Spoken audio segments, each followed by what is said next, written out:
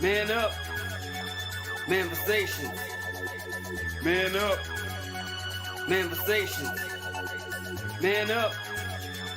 Manifestations. A place where we inform, build, and inspire. Manifestations. Man up. Manifestations. Man up. Manifestations. Man up. A place where we inform. Manifestations. A place where we inform, build, and inspire. You gotta eat what you kill. You gotta go out there, you gotta hunt for your meals. We all have that ability to connect with people, to be that motivational person in somebody's life. You gotta let people know there's certain lines you don't cross and that there's gonna be consequences if you do. Man up. If you are an adult and you are in a relationship, that person's emotions are not your responsibility. Man up. Manifestations. Man up. Manifestations. Man up. Manifestations. A place where we inform, build, and inspire. The devil, during slavery, destroyed the masculinity or manhood of the so-called Negro. No man. No man. Right now you got to be trained all over again to be a man. When someone is obligated to do something, it is binding upon them to do it. And failure to do it causes reaction. Man up. Position make you rich.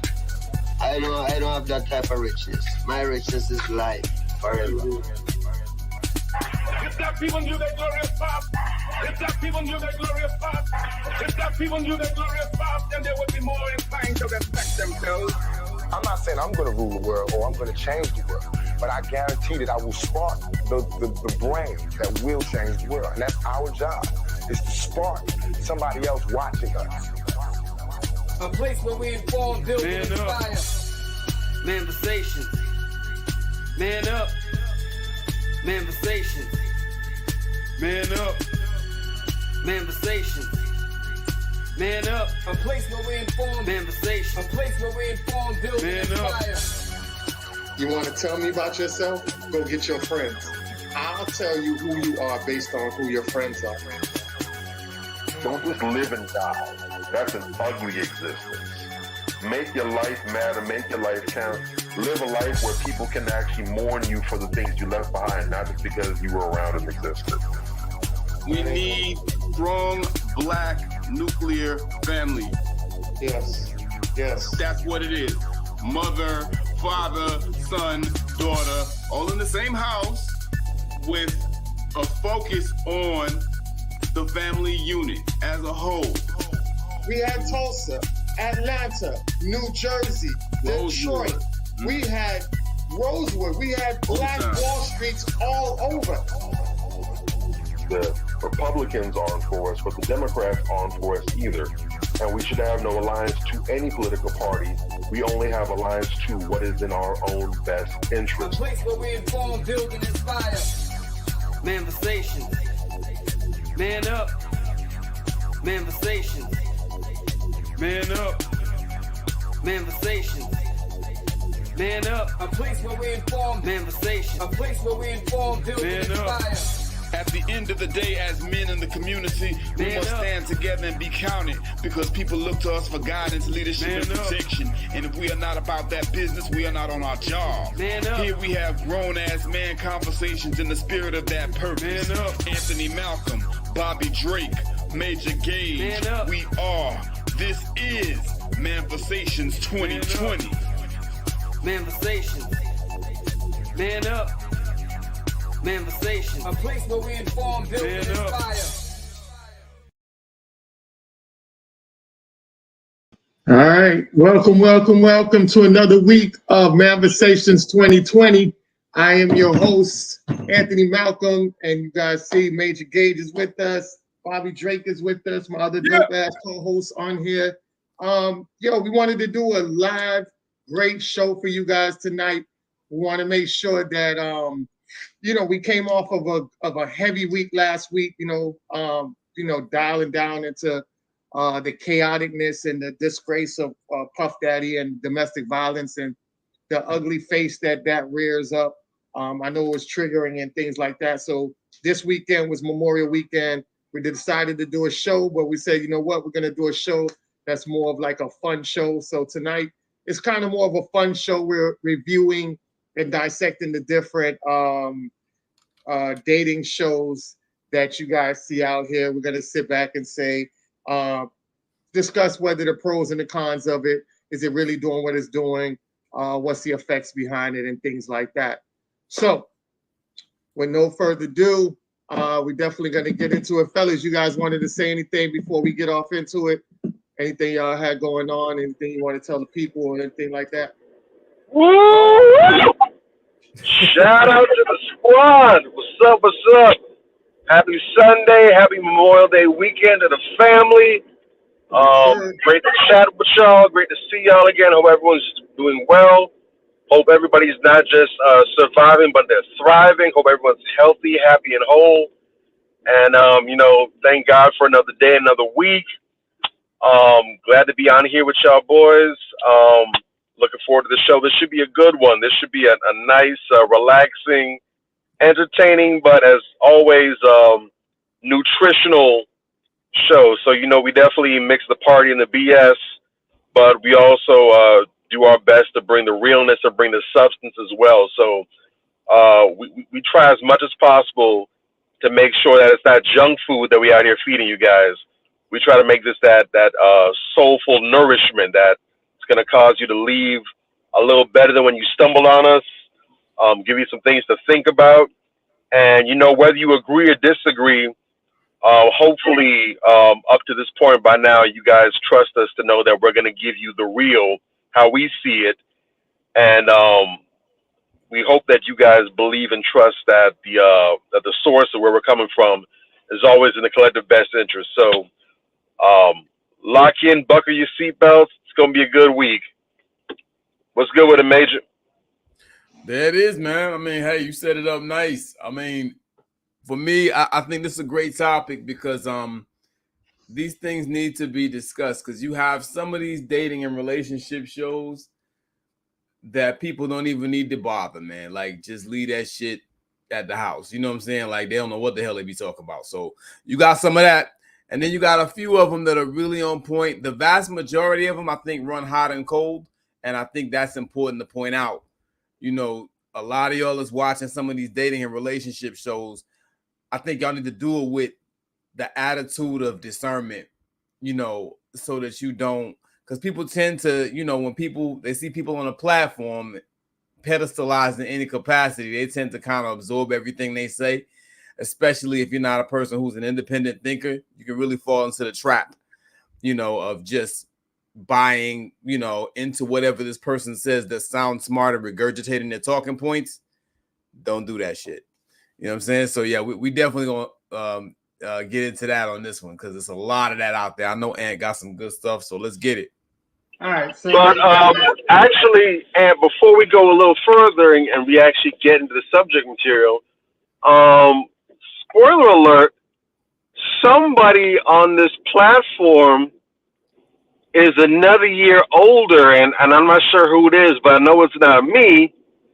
And I don't know if it's you or not, Ant, but who else is affiliated with us that might be a birthday candidate up here? Yeah, that's not me. That goes out to Major, man. Crazy. Shout out to Major. Happy birthday. A solar return around the clock. You know what I'm saying? We're glad to see you here chopping it up with us for another year. I know your wife is glad to be here another year in marriage with her and on this long journey of path. I know your family's grateful to be here with you as well. So it's just a great moment in time for you. So shout out to you. And we hope that this show also is going to be a great highlight to your birthday weekend. All right. I appreciate that, Bobby and Ant. Y'all are class acts. I appreciate you on that. That's what's up. I'm feeling great. I feel 25. So before I get into the we love you. We love you, bro. Appreciate that. I love y'all too.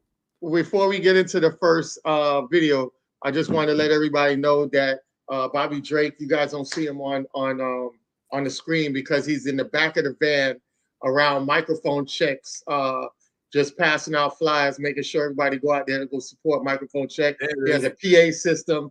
He's back there with 2 speakers that didn't come from Jamaica. They were born. The speakers were here in America. So support my brother Bobby Drake out in the back with the FDA tour going on, making sure everybody go see microphone check. That's what Bobby is. Yes. The true history of it. No All doubt. right. So we'll get into our first video right here, and then we'll dissect it afterwards. All right. Here we go. Yeah. Single lady. Hello, welcome in. I'll have you hold that. What's your name? My name's Lala. Lala, how old are you?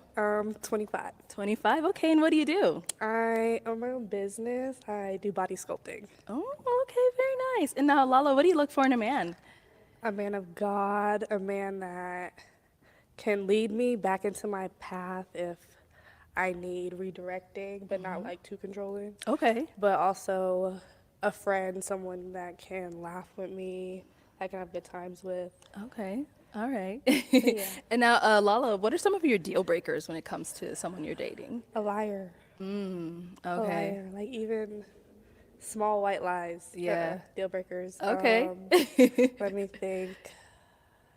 Someone that can be romantic. Like someone that can't like take the lead. Okay. And like you can't plan a date. You can't do anything on your own. Like you need someone to do that for you or like show you how. Like nah. Okay. All right. Well, Lala, you ain't got no pop balloons, girl. You are doing well. So what's gonna happen is we're gonna actually switch it on over to you. If I can borrow your toothpick, sir. For sure. Thank you very much. I'll have you hold that. So first round, I know everyone says is very tough. I'm gonna have you eliminate 2 of the fellas based off of, what you're seeing is not your usual type. And then once you pop those 2, I'll go ahead and follow after you, and we'll see why you ended up popping, what makes them not your type. I don't know. I'm sorry. Okay, and one more. Okay.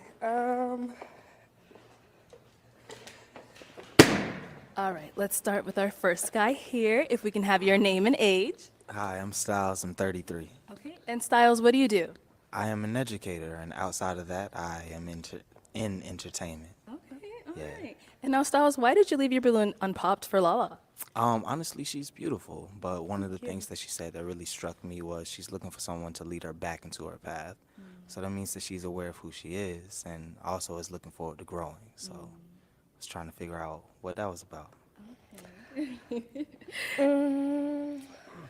Sometimes I like to second guess myself, especially when it comes to like business and stuff. So I don't like to take certain things serious, but like focus on that. Like you got it, like that type of redirect me kind of. Okay. I enjoy it. All right, so my question to you is, what made me a deal breaker off the top? Be honest, come on, Not I'm to ready. mean it was the height. Okay. And you, in the face, you kind of remind me of my ex. Oh. Yeah. So that mean I was your type, I'm just not tall enough. Yeah. I just, looking at you like constantly, him, and it's not good for me. Okay. All right, thank you, Styles. Let's go over here. All right, if we can have your name and age. Yeah, my name is Henri. I'm 24. And Henri, what do you do? Well, I'm an entrepreneur and also model. I'm a promoter, mostly clubs. Okay. Yeah, I do a lot. I'm also throwing a fashion show in Arizona on June 1st. It's called Valley Vogue. Okay. Yeah. Cool. And now, why did you leave your balloon unpopped for Lala? Honestly, I mean, I thought if it was casual, it's cool, it's whatever, but kind of like blanked out when she was just chatting. So, but no, I knew it was coming, you know what I mean, like with the whole balloon pop, because, you know what I mean, but she seemed like she's a bright woman. She has, you know what I'm saying? I like ambition people, but that's probably one of the reasons why I didn't pop it. Okay. Yeah. All right. And now, Lala, why did you end up popping his balloon? not to be mean or anything. Sure. Your outfit is nice. It's just certain things about it just made me pop it. Like what?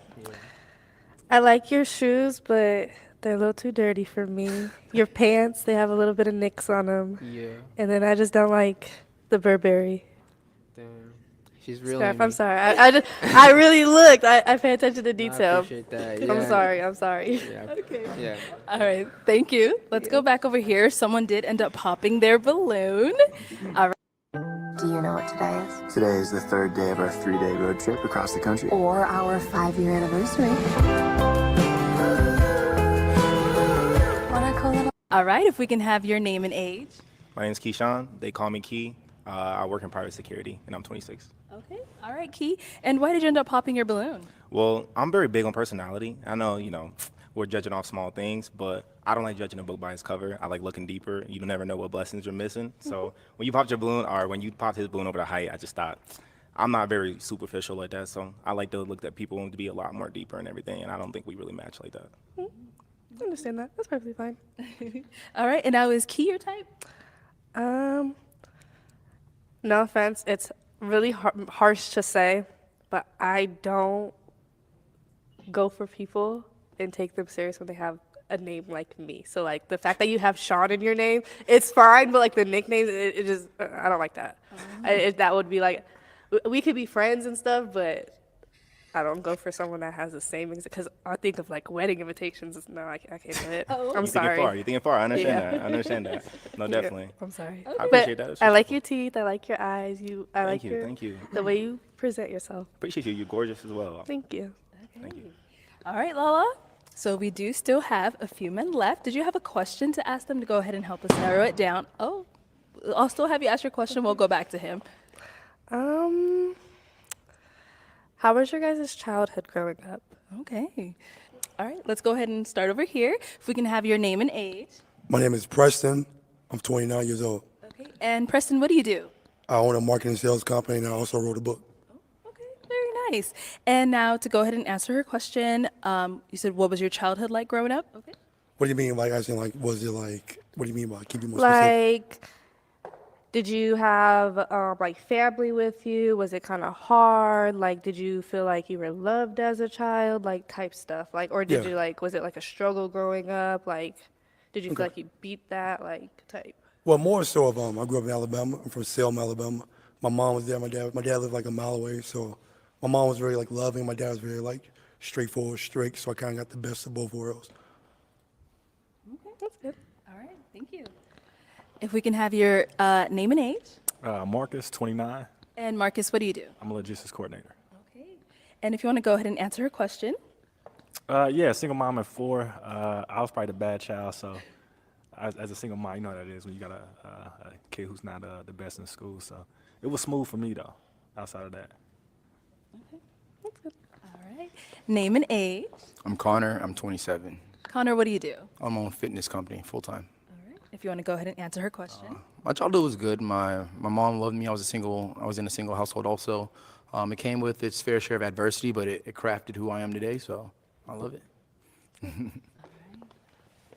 we can have your name and age. I'm Rico. I'm 24. Rico, what do you do?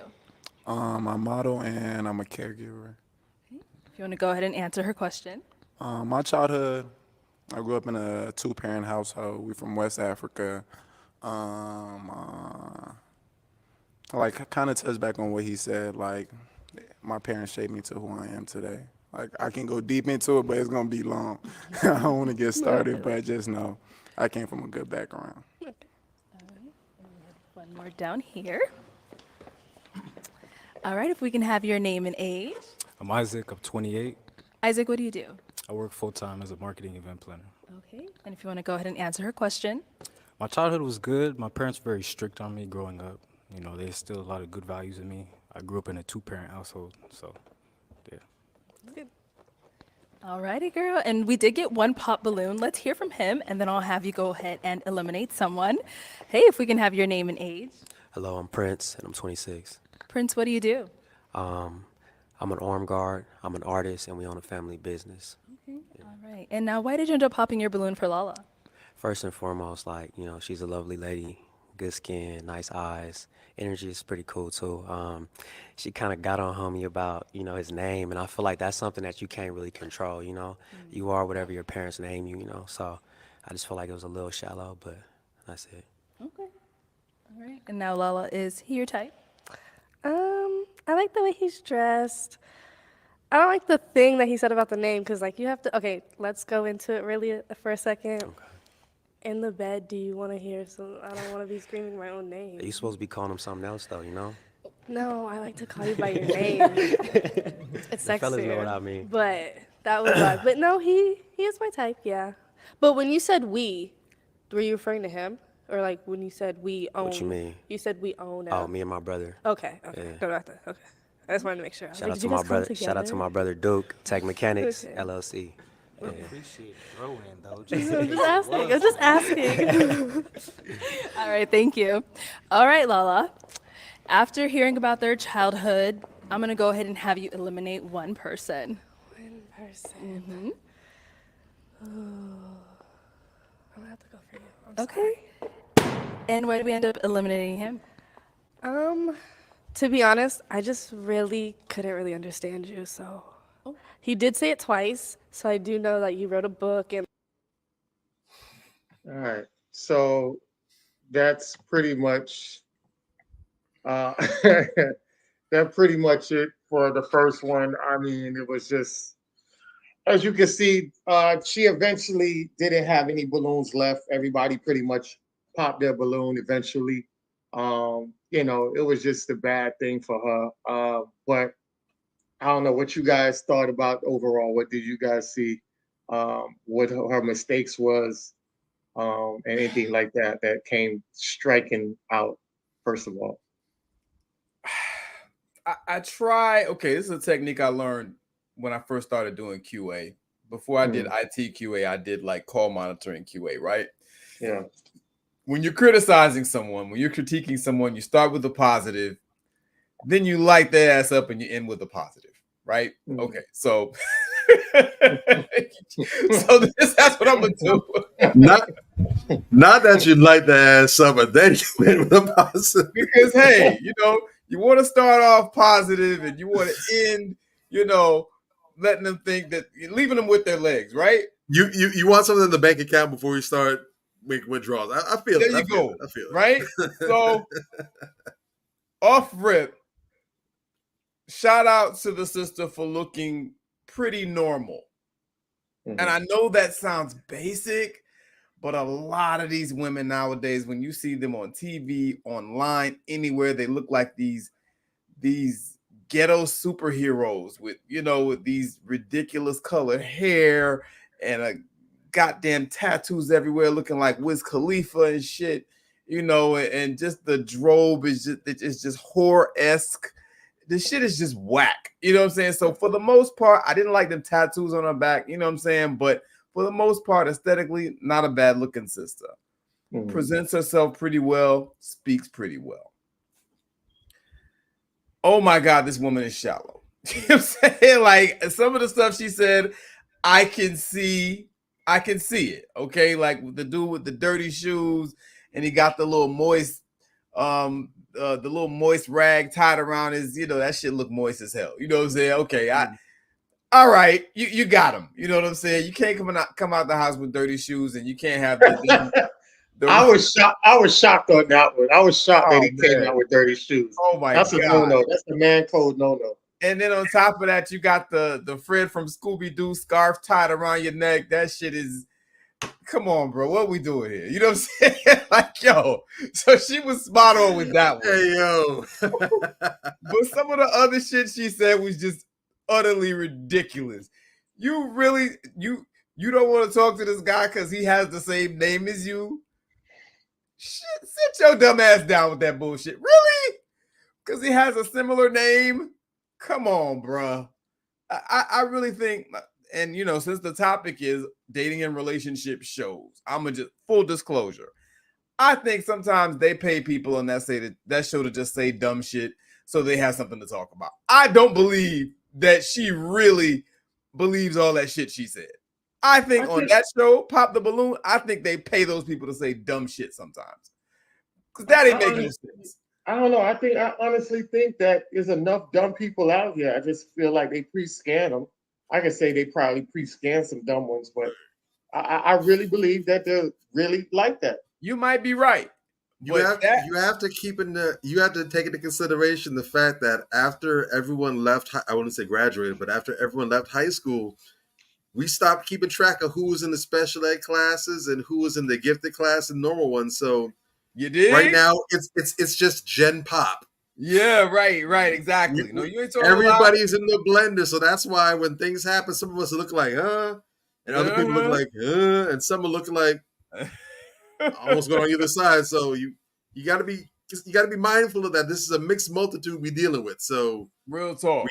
Reality stranger than fiction, bro.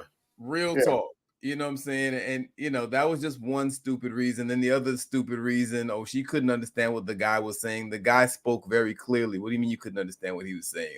I just didn't make any sense. Like, what is she talking about? You know what I'm saying? Like, you couldn't understand what he was saying. Were you paying attention? You know, and then, one guy popped his balloon because of something stupid she said about the other guy. You know, that's very telling. You know what I'm saying? Like, and that's real. I like the fact that the guys at least were being observant. And I think that's a very good trend that I'm noticing in men lately. Guys are not just looking at, she's so beautiful. She looks nice in that dress. She puts herself together nicely. She speaks pretty nicely. But in here, all meatballs and no noodles. That's what I got. Yeah. You know what I'm saying? I got that she wasn't a very intelligent girl. You know what I'm saying? Like, she wasn't bad looking, but she just seemed pretty dumb. You know what I'm saying? And that's a problem. You know what I'm saying? And I'm glad that some of those guys on there sniffed that out. There's this meme that goes around with all these birds always talking about how, the men's not obsessed with the women's no more. Oh, Lord, what's wrong? No, that's a good thing, goddammit, because that's the reason why a lot of these dudes been blowing their fucking brains out, because they haven't been paying attention to the type of woman. They just look at her, see a fat ass, a big butt, and a smile, like they say in BBD. You know what I'm saying? And they're gone. They lose their goddamn mind. No, you got to sit down and listen to how these women talk, see how they comport themselves, and pay attention to what they say. I like the fact that those guys weren't really having it. It's like, okay, yeah, I see you, but I see you. You know what I'm saying? Yeah. That was dope. And she just seemed like a, very birdish, if I'm being totally honest, and I guess to end on a good note, hey, at least she had real hair. Look, I'm always going to go out of my way to shout out sisters in 2024 that wear their real hair. See, guys be doing it wrong. Guys want to go on these tirades and they complaining about these women. They don't wear real hair. They wear 10 pounds of makeup, BBLs, all that. No, nigga, that ain't it. Yeah. What you do is you take Drizzy. You tell okay. Drizzy. Exactly. Dude, what you do, you take those things and you make them work for you. When you see a chick who wears weave in her head 24/7, 365, and that's not some shit that you want, it's an easy decision for you. You know what's going on, Mila Renee. You know who to get rid of and how to get rid of them. The process of elimination should be much more quick. So I'm telling brothers, you start using those things in your favor. You hear a chick had a, plastic surgery, this and that. Okay, you're dismissed. You know what I'm saying? You hear, don't complain about it. When you see it, you're done. I'm telling you, I found my wife in 60 days. Nice. When you start eliminating the bullshit and the shit that you don't want to be bothered with, it does two things. Helps you eliminate wasting time. Yeah. And it lets the women know that what they're doing ain't working. Correct. That's how you affect change. Jason Black talks about it all the time. Just disinvolve yourself. You know what I'm saying? Hey, distance yourself from it. You see that this is how you made up, whatever. Nope, can't mess with you. Bye. Don't even fuck them. Don't even do that. In 5 years, these women will totally change. If enough of us can get on code with that, I'll land my plane. Yeah, I I did want to say that a lot of these women, you notice that, no, I just want to say this real quick and then I'll pass it to Bobby Drake, because I really don't have much to say about that. It's pretty much self-explanatory. Yeah. I pretty much know these are the type of Tia type women. She Yeah. looks like her, the ditziness of her. So I understand a lot of that shelter. It's a lot of psychological ish that goes on with this woman. But if you notice that when it first started, all the men had their balloons. Yeah. So it lets you know that they saw what they liked, even though some of them might not have liked what they saw, they still wasn't going to discard her over just basic visual. So I Right. did like that. If you notice and you watch Pop the Balloon, a lot of times the women, as soon as the guy comes out, all you hear is pop, pop, pop, pop, pop. True. They don't need, the guy don't even say not one word, what he does, anything like that. And that lets me know that a lot of women miss out on good men based on just initial visual. And a lot of times women don't understand this one thing. And even when I deal with women, I've dealt with women that weren't fashionably up to par. And I always tell women this one thing. If you are a person that knows how to style yourself or really good at fashion, that is a good thing for you to do to your mate, is upgrade your mate's fashion.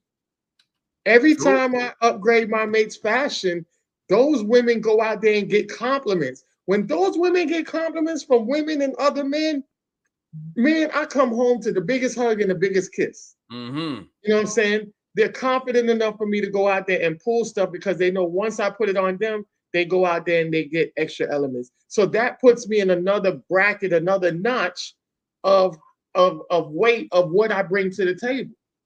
You see what I'm saying? Right. And I think a lot of people don't understand that and they miss out way before they even get to realize what they have. Remember, a lot of times, you'll find money.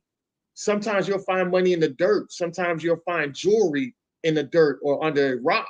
It's not going to be obvious. You know what I'm saying? Some of the best gems are hidden. So that initial phase could be a hidden phase of a gem. You just got to take the time to sift through it and realize what the hell you have in front of you. And I think if women start to analyze that more and start to have patience with that more with a lot of men, then they'll start coming out on top and end up lining and aligning with themselves with somebody real great. And I land my plane on that. And well said. Bobby, we got a lot of videos, man. Apparently they're long tonight. So what's up, Yeah, Bobby? they're long tonight. They're long tonight. Not much to say. You actually tackled a lot of what I was gonna point out, Major. So you did a lot of my work for me in advance. Oh, my bad. But definitely, I like what you point out, and I definitely want to hammer that again. From what I've seen, and I would be lying if I said that I'm an avid watcher of this show. So it could be that out of all the episodes, I've only seen 10% of them.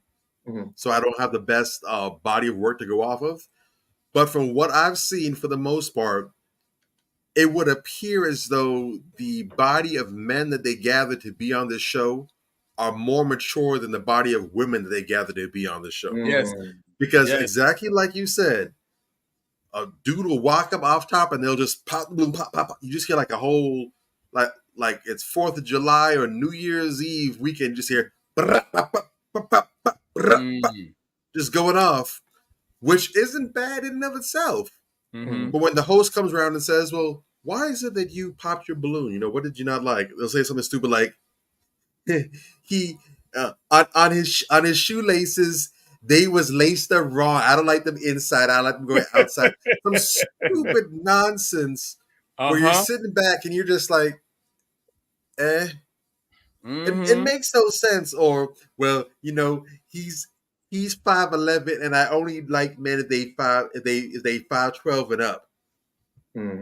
Okay, just nonsense. Nothing substantive, because you just seen this person off top. How could you have a substantial reason for eliminating this person based off of that, unless it was something directly tied into their appearance? Like maybe they're overweight and you're not into overweight people, or maybe they're too skinny, you don't like that, or maybe this person's looks like they just rolled about a dumpster this morning or something.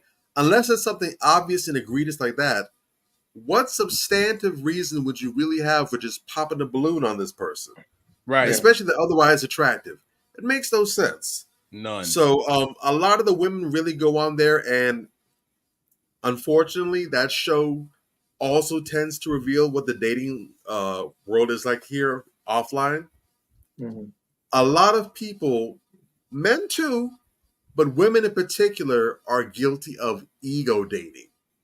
Mhm. They're more concerned with appearances, keeping up with the Joneses. We talk about how women, their fashion, their makeup choice, their hair, the plastic surgery. We talk about how they do this not to appeal to men, but to compete with other women. And Mhm. unfortunately, a lot of their dating choices reflect that as well. Mm-hmm. So they're out here looking not for a quality man, but for status. True. Which isn't surprising because studies have, there's been some sociological studies that have been done, and it's been shown, it's been proven on multiple occasions that the most important thing to people isn't wealth, it's not reputation, it's status. Status, So yep. that's why you see a lot of people trying to go in there, try to present a certain lifestyle. They'll do all these things. They'll take weird creative photo angles to make you think they're on vacation or someplace, and really they're just standing behind a flower pot with a little magnifying lens, whatever. But they'll do all kind of things to sell an image because they're trying to sell a perception of themselves. And when you get to know this person, you find out that it's not like this at all. But that even goes to the dating choices as well. It's been shown that a lot of women would rather go ahead and date someone who is a doctor, who has a PhD, or is a lawyer, has a JD, over dating someone who has a trade, over someone who's a truck driver, someone who's a master plumber, whatever. Even if these people make way more than the physician and the lawyer and spend way less time on the job, they'll rather go with that because of the perception. So in that case, even if you have more money on the table in terms of a significant other, we know that 6 figures that's the magic limit, where apparently that's the dating floor right there. We're not dating anyone that makes less than 6 figures. Even when presented with that, they'll take the person who makes less because the status, the perception is better. It hits harder to say, oh, my man's a doctor, or my man, he's a head of his own firm, as opposed to saying, I date a plumber, or I date an on-road trucker, or I date someone who owns a trucking business. So this really goes to reinforce a lot of things that we're saying is true. People will argue this and try to fight this down, but when you look and see what's actually being done in real life, where you have men that are reporting this is their experiences, some women are being transparent and candid and saying, no, I'm seeing this from other women, or I used to be this kind of woman. And then you look at these dating shows and you see the same thing. All these different sources can't be wrong. Real talk. So now the question is, going forward, what are we going to do with this? Are we going to see this and say, you know what? The way we do business needs to change. We need to shift our focus on how we go about this.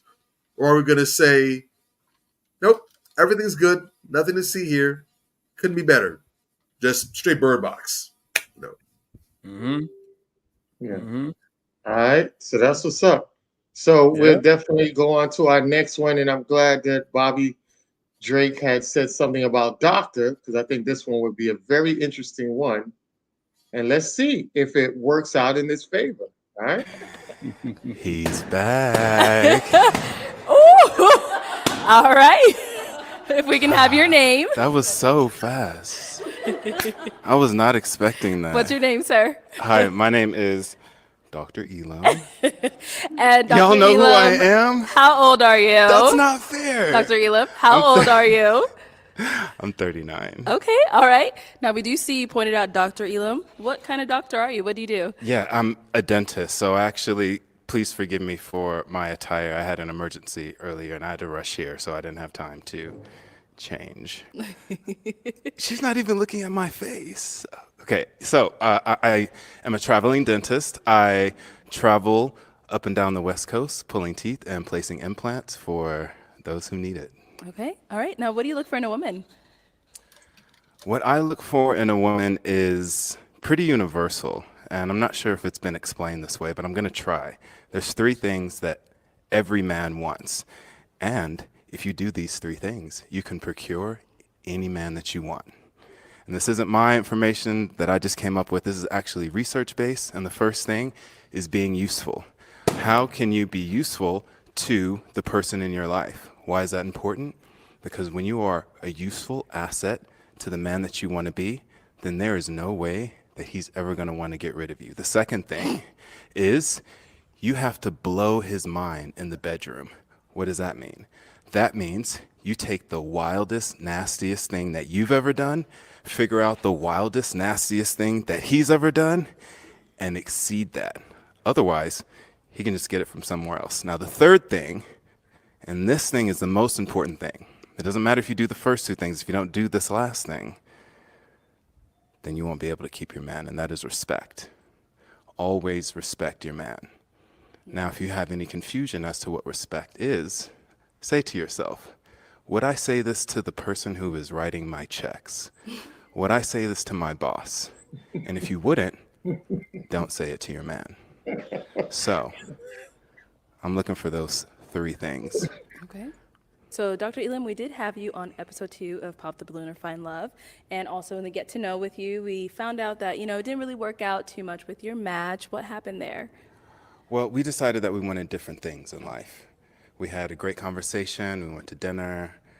I thought that she was first class. But ultimately, we decided to just be friends and just support each other along our journeys. Okay, sounds good. So we did get a couple of pop balloons here. Let's go over to some of these ladies and see what's going on. Please, let's. All right, let's start here. If we can have your name and age and why you ended up popping. My name is Brenda. I'm 36.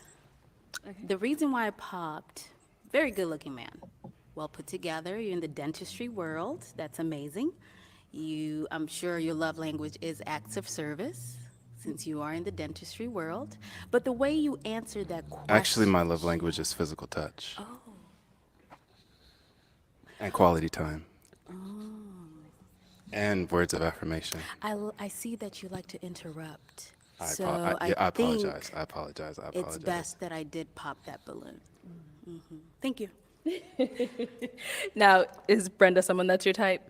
I actually don't know enough about her to make a valid decision on that, but I love the dress. You have a gorgeous smile. I love what you've done with your makeup and your hair. You're, awesome. Thank you. Awesome. Thank you. Okay, thank you. Let's go over here. If we can have your name and age. I'm Jador. I'm 31. All right. And Jador, why did you end up popping your balloon? Dr. Elam, it's such a tragedy because you are so handsome. I feel like you are extremely arrogant. And I feel like you're probably going to have a hard time because you seem like the type, like a know-it-all type of guy. And sometimes you have to be careful with that because even when you know it all, you don't know everything. So being humble sometimes can be your best friend, even if you do know it all, even if you're very smart, very wise, but just having a humble attitude, you know what I mean? You would probably go a lot further. And I say that with all the respect in the world. Okay. Thank you. You're welcome. This is coming from a woman with 5. Who's your dentist? Dude. Who is my dentist? Not you, sweetheart. And I'm just going to leave it right there. Oh, I know. Yeah. I'm not your dentist. Yeah. All right, let's go to our next person here. Okay, Fred, time to find our perfect apartment on Zillow. Your name and age and why you ended up popping. So my name This is brother is Brittany. the I'm Black 31. John Wick, Like she boy. said, you look really good. I like that you're in the you're a dentist, but you are given arrogant and it's given toxic too. Like it's given to you want to debate all the time. It's like gonna give me a headache. And if you do know it all, just a little bit better to be humble. So that's it. But you look good, you're handsome, but it's given toxic, and I don't want that. And it's also given like this is a joke to you.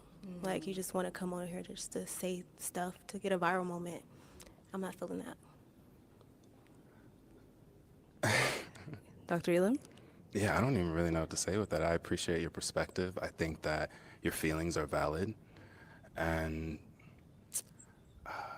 if you are looking for a nuclear relationship, I probably am a red flag for you. So you're probably right on that. I love your honesty. Thank you. All right. If we can have your name and age and why you ended up popping. Hi, I'm Nova. I'm 30.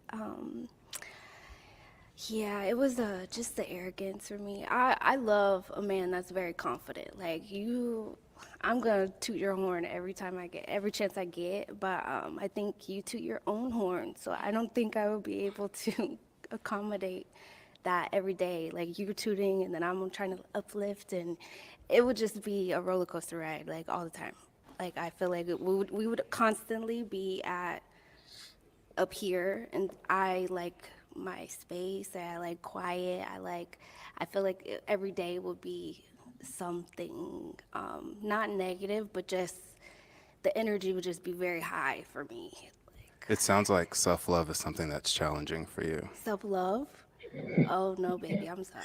Because if you loved yourself, then you wouldn't have any problem loving me. Oh, I love myself a lot, and I want to be able to love someone as much as I love myself. But I feel like you love yourself so much that there wouldn't be any room for me to love you. That sounded good, but it also didn't make very much sense. That's because fine. love isn't a container. Love But is it's not a something that you container. are. So I Yeah. love myself. I've worked on myself, and I Uh-huh. understand the tools that it takes to practice self-love. Okay. And so space and time isn't really an objective field that you need to use as a barometer to see if it's possible, if we can love each other. It's either you love yourself and you can share that, or you're uncomfortable with it. And so I feel that you're also uncomfortable with me loving myself as much as I do. No.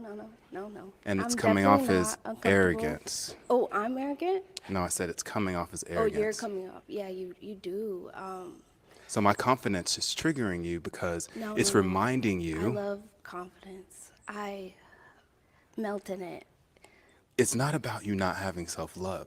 It's about you not appreciating the self-love in other people. And that is a direct reflection of how you see yourself. The term is called projection. When you see me shining, it reminds you that you're not shining enough. Oh, so when I said that I melt in confidence, that kind of went over your head? Melting in confidence isn't... Self-love and confidence, all that in my man is very important to me because I don't want to date a man that does not love himself because then he won't love me as much. The level of love will be different. Look, I'm really trying to follow you.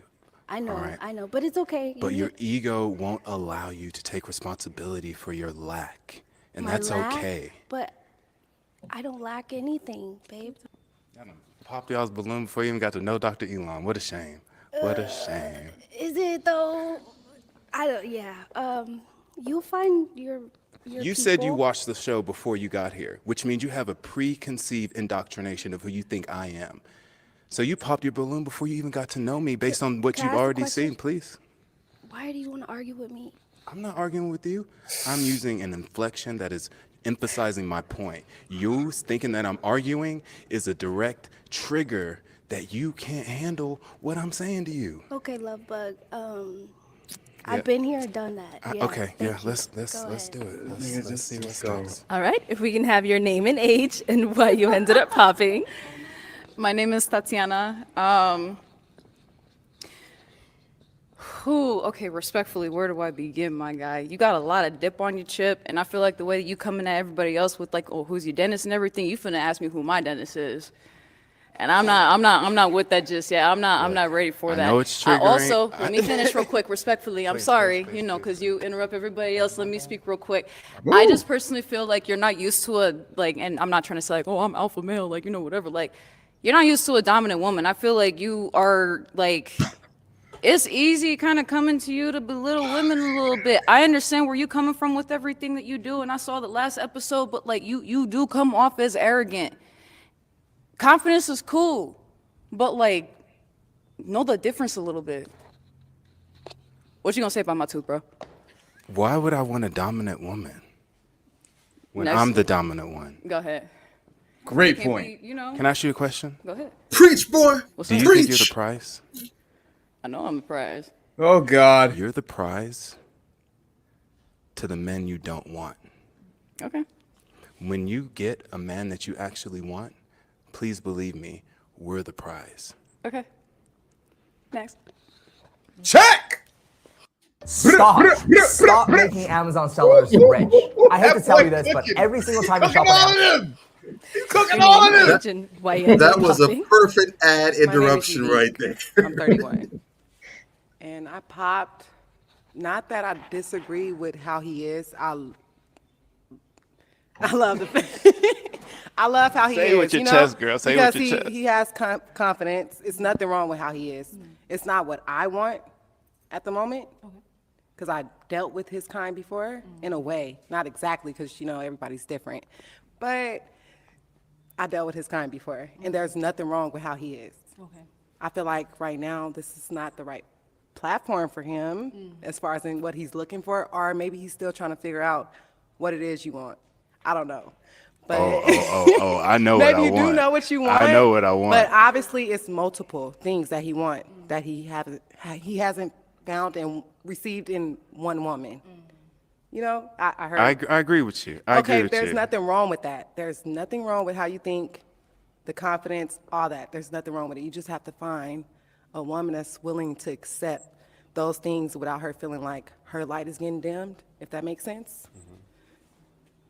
So That's all. That's my I have to find a woman who is strong enough to know that her light can't be dimmed. Yeah, that. Hit me with your best shot. Tell me your name again. Unique. Unique. That is so special. Thank you. As far as the masculinity, like I said, it's not a gender. I feel like it's just, So being dominant and being, what was the word that she used? What was the word that you used? I forgot. Masculine. Mm-hmm. That is something that is not gender specific, is what you're saying? No, I don't feel it is. I feel like I'm very dominant and masculine when I need to be. But Can I ask you a question? Yeah. What do you want? What do I want? Out of a partner? Why am I here? I want my partner to be able to live in his confidence, exactly like how you are, but at the same time know exactly specifically what he wants. Instead of, because like I said, you can feel one way right now, but in a couple of months, you're not going to feel the same. Everybody changes, different levels. If you get what I mean? So by that line of reasoning, people are making lifelong decisions based off of 6 months, maybe a year. So is that fair to say, will you marry me based off of me knowing you for a year and a half, Is even it though you're fair? going to change? Is it fair? Right. It's fair based on if that person agrees with, Maybe not fair. Is it feasible? I don't know the answer to that. I That's do. fine. I do. No, it's fine. It's all right. Let's go. Okay, if we can have your name and age and why you ended up popping. Hi, I'm Micah. I'm 33, and I ended up popping. One, I actually agree with a lot of the stuff that you say. So the 3 reasons that you gave before, I agree with all 3 of those. So I think you're on to that. I didn't really like how you showed up. I appreciate that you had emergency surgery. I love that. The scrubs are clean. I was wearing a white coat while I was doing it, so No, I appreciate they're it. I appreciate it. But yeah, that's really the only reason, to be honest. And I think we just probably. So if you would have seen me in the dental office, you would have been like, this guy. I would have been like, yeah, nice smile, maybe. But the scrubs was not doing it for me. I just feel like they said date ready, and you've been here before, so you know what's up. And Dude, having right, you're emergency right, surgery right. is not. Dude. All right, so that's that. All right. Dude, I just want a shoe to chuck at these women. What? Sir. What? You ripped and stole off my brain. Boy, I had a whole paintball gun full of frozen rounds just for number 7, just for her. Just double tapping the trigger, like, ma'am. Man. What is happening out here with these women, bruh? Really, bruh? My I God. can't Yes, deal. Corey. I Corey said he cannot dodged deal. bullets. Corey said he dodged bullets and he's happy for him. Bro, let me tell you something. Yeah. I'm gonna start watching this show every week. This might be even better than Kendra G's show. And Kendra G's show is a treasure trove of just bird bullshit. Like, you know what I'm saying? This show here, because she didn't like him because he came in scrubs. She held on to her balloon almost until the end of the show. And then she decided out of the clear blue, oh, I don't like the fact that he has on scrubs. He had on scrubs when he came there. What is she talking about? I think Mila Renee hit it on the head with this comment. I think that's what it was with her popping the balloon. Yes. Follow the crowd type shit. That's exactly show how much that is. But that's exactly what I said before, that they be on a whole bunch of immature stuff. It's literally high. I wouldn't say high school, to be honest. I think that's rather that's insulting to the high school popular girls table. That's a whole bunch of middle school girl stuff. Real talk. On the table, and you're wearing pink and we're wearing blue. You can't sit with it. It is so childish. And really quick, I'm just gonna give my thoughts. I don't have thoughts for all of them. I would not say that all are equal. Most of them are just basura, flush the toilet on them. Mm-hmm. I actually like number 4. I like her. The one the sister that has kind of like the her hairstyle style is natural, kind of I don't know how to describe it, but it's kind of out and down. It's like natural. It's kind of like Are you talking about the tomboy? No, not hers. Just before her, the sister just before her, the dark skin sister before her. I like her, and to be honest, I think that she would probably be a great match for a lot of brothers who aren't at the confidence level of him. He literally, and I'm not saying this in a way to be smart, because I actually like the brother. I saw the other one he was in. That was hilarious. But I think she would be, just based off her initial perceptions, she would be an excellent mate, an excellent significant other for any brother that's not at the level that he is in terms of self-worth and self-accomplishment. But I think, and he was very perceptive, and he basically called it out, and I think that kind of rustled her jimmies a little bit. Understandable. I'm not knocking her for that. But she is at a certain level of self-worth and self-love. He is at a higher level. I'd say he's probably about maybe 2 tiers above her. The problem is she would only be able to love him. She was saying, I want to be able to love you. I want to be your loudest cheerleader. The problem is he is so much, and she is not at that same level, that like she said, and she was actually pretty self-aware in her assessment. She said, I wouldn't be able to love you. There's no space for me there.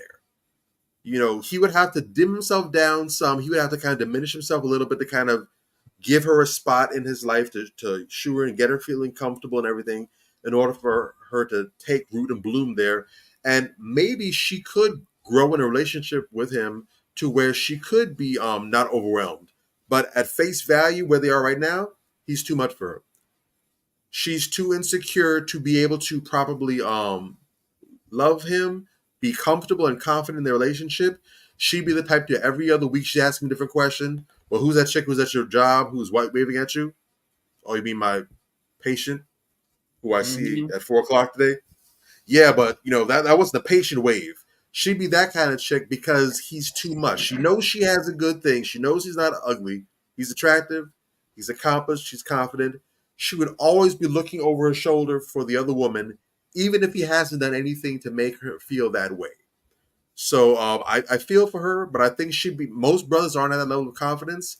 So I would say any brother that's not there, she's an excellent pick. Go for that. Number 5, who you pointed out, all I can say is she the man. There was so much nigga dripping out of her. Bruh. For 1 second, I was wondering if she was on the right dating show, and I'm like, man, this isn't the I don't know if they have a butch or LGBT friendly edition of the show, but you can't possibly be here looking for a heterosexual man, because any dude dealing with you would have to be signing up for a prison type relationship. That's not a typical male female relationship. She just came at him in masculine energy, but I also think a lot of that was, again, him triggering insecurities in her. So unfortunately, like a lot of modern women, she's trying to say, well, in order to defend myself, I don't feel confident in my femininity. Let me go ahead and put on masculinity. Let me try and meet his masculinity with my masculinity. So it's like, you got too much dip on your chips, son. You know, I ain't with all that beat. Like, oh, she was the wackest one. And there were some whack ones, but damn, she was whack. Very, very regressive behavior. Very regressive. Bony, fucked up grill, just whack. Just oh my god. He didn't have to do that. That was best. He didn't have to do that. Am I gonna tell the truth? Did I say that out loud? It looked like God just rolled the dice and just threw them out, and they just landed in my mouth like that. Like, yo, bro, let me tell you something. These women are among the most childish I've ever seen, bro. Like, I mean, just the ridiculous reasons. One after, oh, you're handsome, and I like your confidence, but I don't want you to be confident until I say you can be confident. We don't appreciate enough how many women out here like to dictate to us when we can be men. I'm gonna say that shit again because everybody needs to hear this shit. We don't appreciate how many women out there's here. There's gonna be a time when we update our highlight reel. You this dig? is one of those moments. So I'm just preloading it right now. I'm just saying. Rewind. Yeah, bruh. We do Get not appreciate. We do not appreciate how many women out here love our masculinity when they say we can be masculine. On their terms. It don't work like that. You dig? You don't, it's not a switch where you get to turn it on and off. That's like those women that say, oh, I'll be feminine for the right man. What are you talking about? But that's the problem. That's the problem. It's a sick pathology. They're looking at us through and again, I'm not necessarily knocking them for that because I can understand it. It's logical. It makes sense why that would happen. No, but that's exactly why it doesn't work.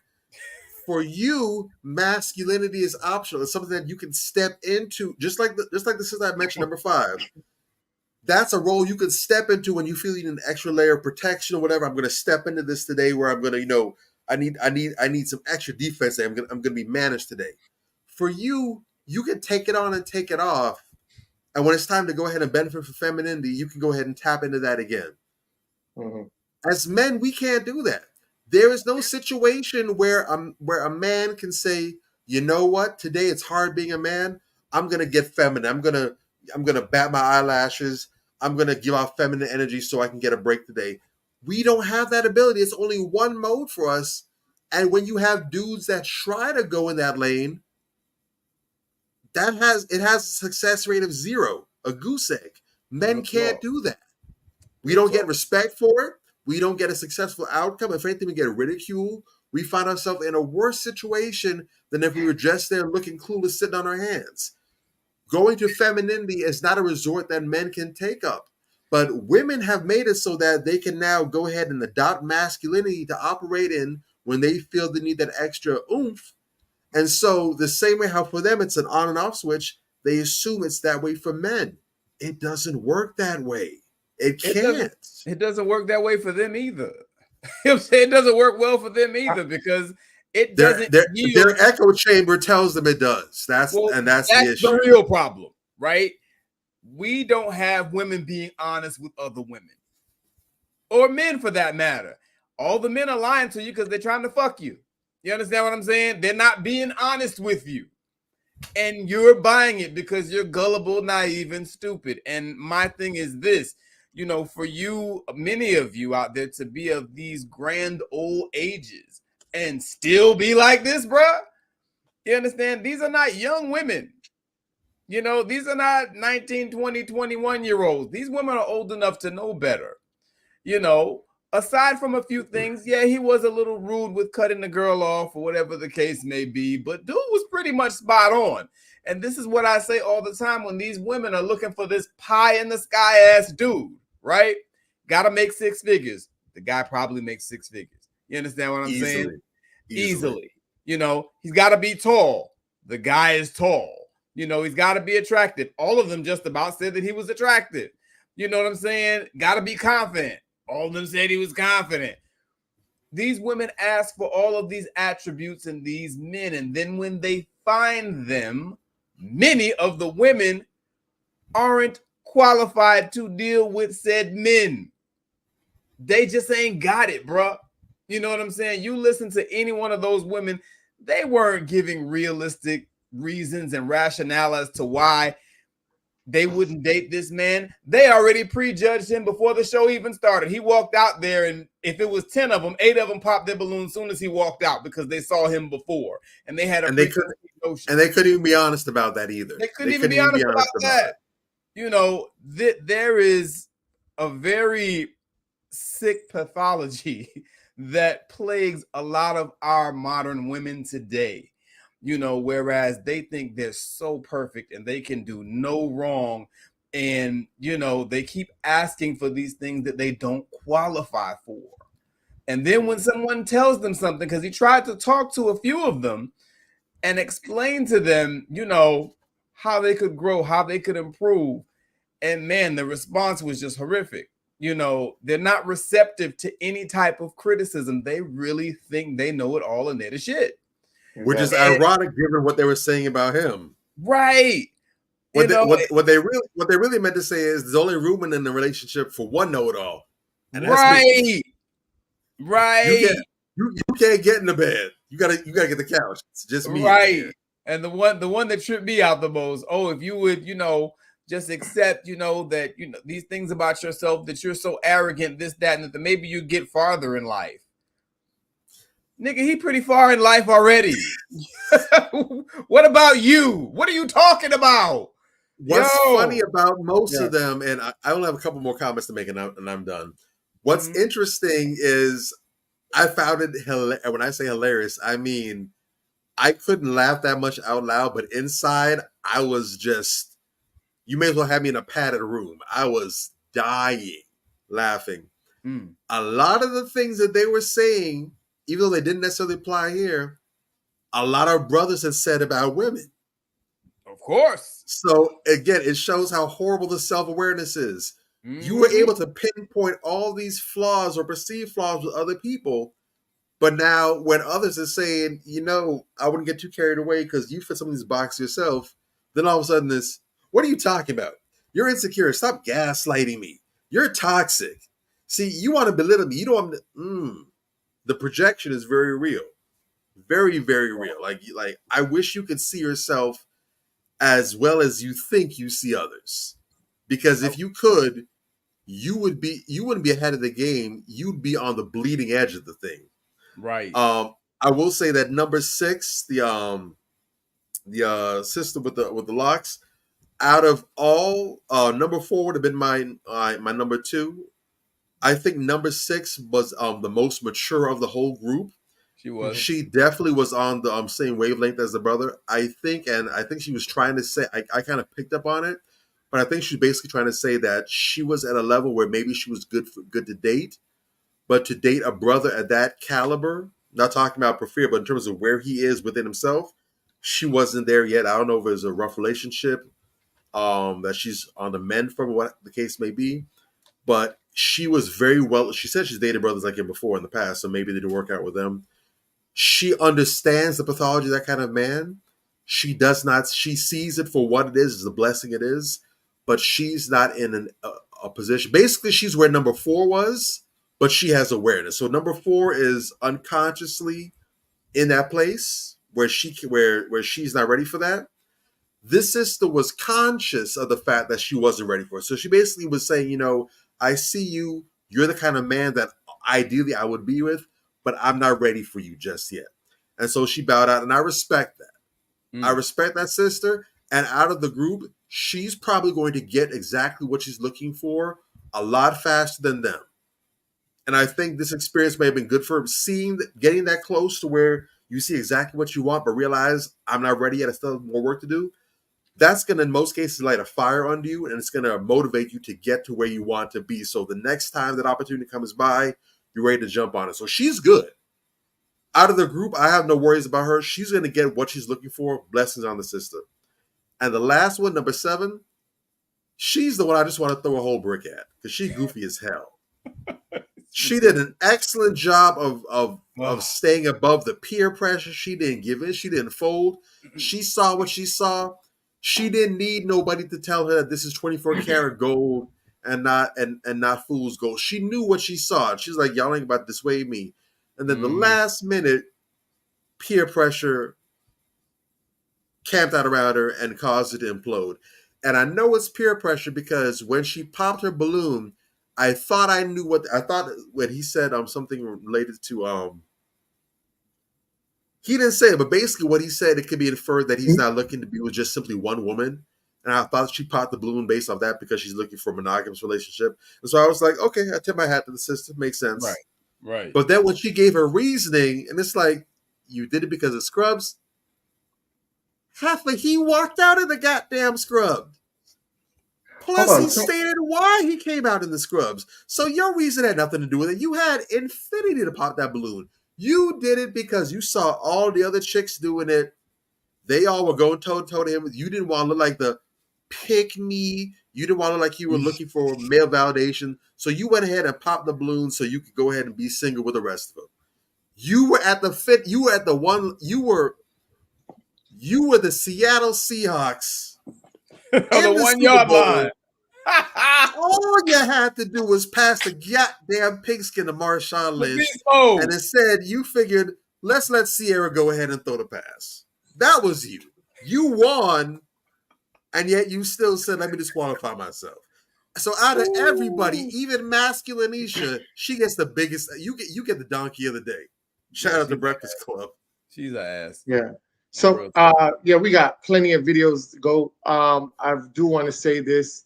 The first woman in the red, you can tell that she really doesn't want anybody to tell her anything. She wants a guy to really kiss her ass. Yeah, she's trash. Because when he was being very confident about himself, she kept saying, "Oh, you like to argue." Or when he checks her on accountability, or corrects her, I should say, she had "Oh, you want to argue," and then she got mad. Like, okay, that's it. I don't got nothing else to say. That's a huge red flag that I saw at that one. The one that came to him and said, "Oh, you need to humble yourself," and he was talking about her tooth. She is 20-something with 5 children. So I was like, wow. This is a guy that can help you get to where you need to get to and mold you if you work your cards right. She shouldn't even be on there. Exactly. So I say all that, and everybody else that was on the stage that kept saying, "You're too arrogant. You're too." I felt like you're not confident. You're arrogant.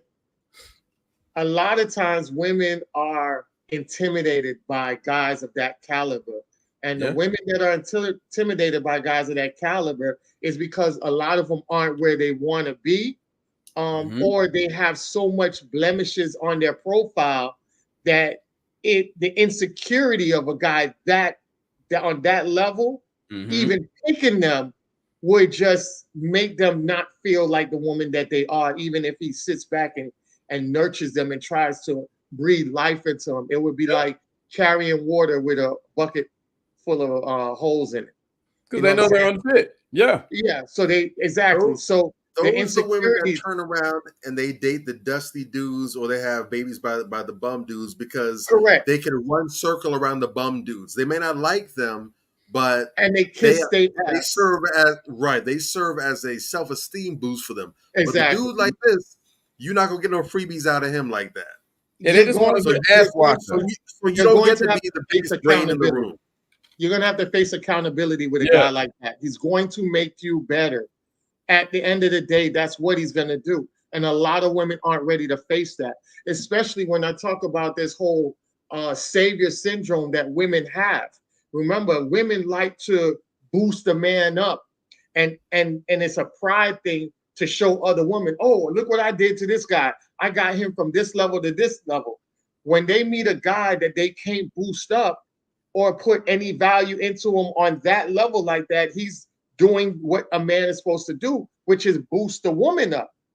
So when you are with a guy that you feel like you can't boost up, you can't add any correct value to uplift them in that way, then you're going to shy away from that. It's triggering to you because I can't look at you as a project and post you to everybody as look what I did for this guy, even if it runs my whole life into the ground. You know what I'm saying? Those are what the women like to do. They like to have project dudes that they can shine to other women. Oh yeah, he fucked my life up, but look, I don't put this guy up on good credit, did all this, did all that, and now he went to another woman. And it's like you take more pride in that than a loss, than the L in that. You know what I'm saying? So this guy, like Corey said, he dodged a lot of bullets and stuff like that.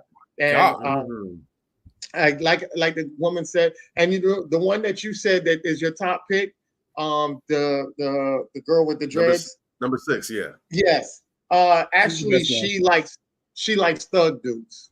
So it ends up coming out. That's what it is with her. She says she dated that type before, but again, a lot of times women will get that type of a man by any reason. It could be any various reason that they look up on a guy like that, but deep down in their heart, they want that rough guy. They want that edge dude. You know what I'm saying? That guy that is no good for them, that gives them the demon penis or whatever the case may be. They like that rough ride. I want to be that ride or die chick. I don't want to be the one coveted by a guy like that who can protect me. I want to be the one that, hey, if you need me to grab the gun, I'll go grab the gun. She's that type of girl, and you'll see it when you start seeing the other guys come through. A lot of that will be revealed in that. Makes sense. So I don't want to take too much time, and if you guys want to wrap it up before I head on to the next video. You good? We good. Let the good times roll. All right, cool. All right, next up. Kenyatta, show me the room. Kenyatta, show me the room, Kenyatta. Show me the room. You got to take the phone. All right. Take what? You ready? Yes. You know we see them breasts, girl. Jesus. It's offending my eyes. Nothing about it. Is your name Kenyatta? Yes. Where you calling us from, boo? I'm calling from Mobile, Alabama. Mobile, Alabama. How old are you? I'm 36. 36. What you do for a living? I'm a pipe fitter by trade. You're a what? A pipe fitter. A pipe thinner? Uh-huh. What? Okay. I don't know if I ever heard of that. All right. What's your zodiac sign? A what? The jokes write themselves. Industrial pipe fitter. Okay, industrial. What's your zodiac sign, honey? Gemini. Gemini. You have any kids? I have one. How old's your one kid? 13. 13. Kenyatta, Mobile, Alabama. 36, Gemini. Pipe thinner. One kid, that's 13. Have you ever been married? No. No. Let's do it. What kind of man you looking for, girl? I'm looking for a man that is genuine, confident, knows what he wants. It's a lot. God-fearing. Yeah, God-fearing. And I want someone who can show the type of man that he is and not just speak on it. And not speak on it. Okay. What are your deal breakers? My deal breaker is a liar. I don't like liars. Someone who is not emotionally intellectual, and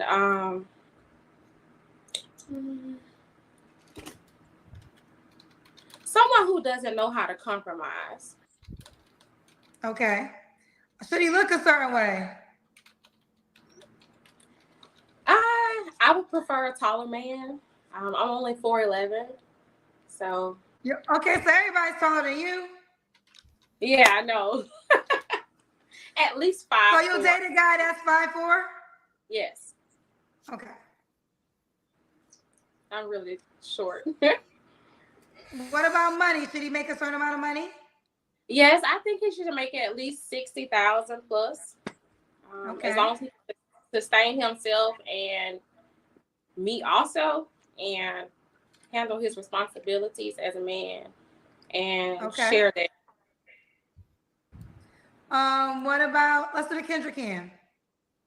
The Kendrick Cam? Okay. Oh shit. Yes. Oh Oh, shit. hold on 1 second. I put you on hold. Oh, sorry.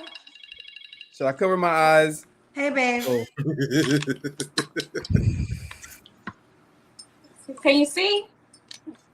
She put your mouth.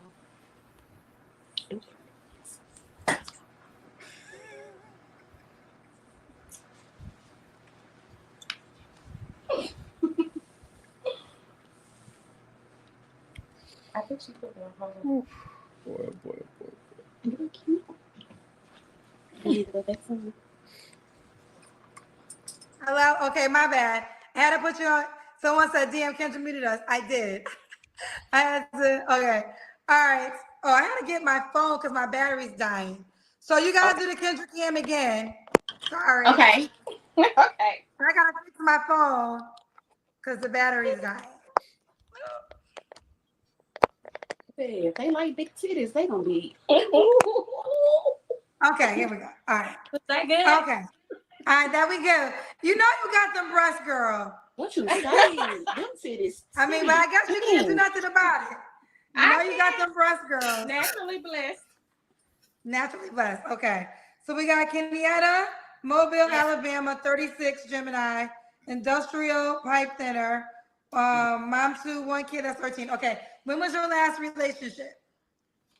My last relationship was 2021. 2021. Okay. You don't have to answer, but I'm gonna ask. When's the last time you was intimate with someone? I prefer not to answer. Good, why? Let me know. You prefer not to answer? Yeah, I prefer not to answer. Okay. Kendra, dig into her, Kendra. Kendra, dig into her. Wait, okay, what you know that we don't know? So we'll talk about it. No. Okay, well, here's the deal. You don't have to answer that question. So she can use her past to skip. But you have a friend that she wants me to press you with this issue. So, friend, do you want to just tell on her? You want to tell on me? I want you to tell her because she really a good storyteller. Let's see. I guess I answer. The last time that I was intimate was, today is Saturday. I'll say Sunday. Last Sunday. So last 6 days ago. Day. Huh? So who was the guy you slept with 6 days ago? And what's wrong with him? Why he ain't a candidate? Well, he's just something I'm with, when I can get it. Hold on, is this your friend or is this your enemy? Because I don't know if she's your friend. I don't know if she's your friend because we're supposed to skip that question, but she made me ask, so now we know you slept with somebody 6 days ago, and she wants the world to know. Friend, you know she's trying to get a new man because he didn't work out. This ain't good information for the new man to know, friend. Yeah, we gonna cut that out. Well, we can't cut. Girl, it was cut out. I was gonna move forward. You made me stop and ask it. See, you don't wanna run your body count up. So you just stick with one. That's true. You don't want to really bring your body count up. You really want to. I'll deal with you until. So what's wrong with the guy you slept with 6 days ago? He's not consistent. A lot of back and forth, and I just don't. When you go back and forth with me, I'm sorry. I'm like just what they say Geminis are. I'm your best friend and your worst enemy. So. Best friend and your worst enemy. When you get to that point, you're my worst enemy now because I don't like drama. I feel I'm too nice for that. I'm very caring, supportive, I'm gonna support you to the end, but I don't. Just tell me the truth. Be honest with me. That's like the best thing you could do. Okay.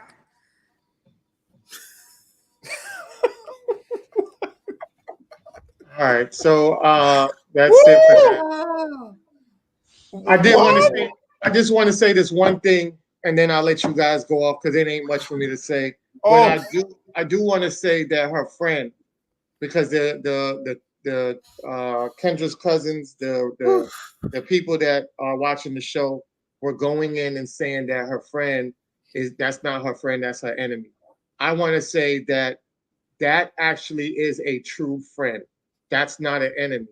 That's the type of friend you want around you because she's pointing out the fucked up shit you're doing. Because if she's on a dating show and you're looking for somebody and then you're out here fucking a guy because it's familiar with you, now that's not fair to the next guy that's coming in that you could be talking to him, especially if you're in a distant state and you're banging this guy in the meantime till you get on the level of that. So I think the friend was pointing that out to say, hey, what's wrong with that guy?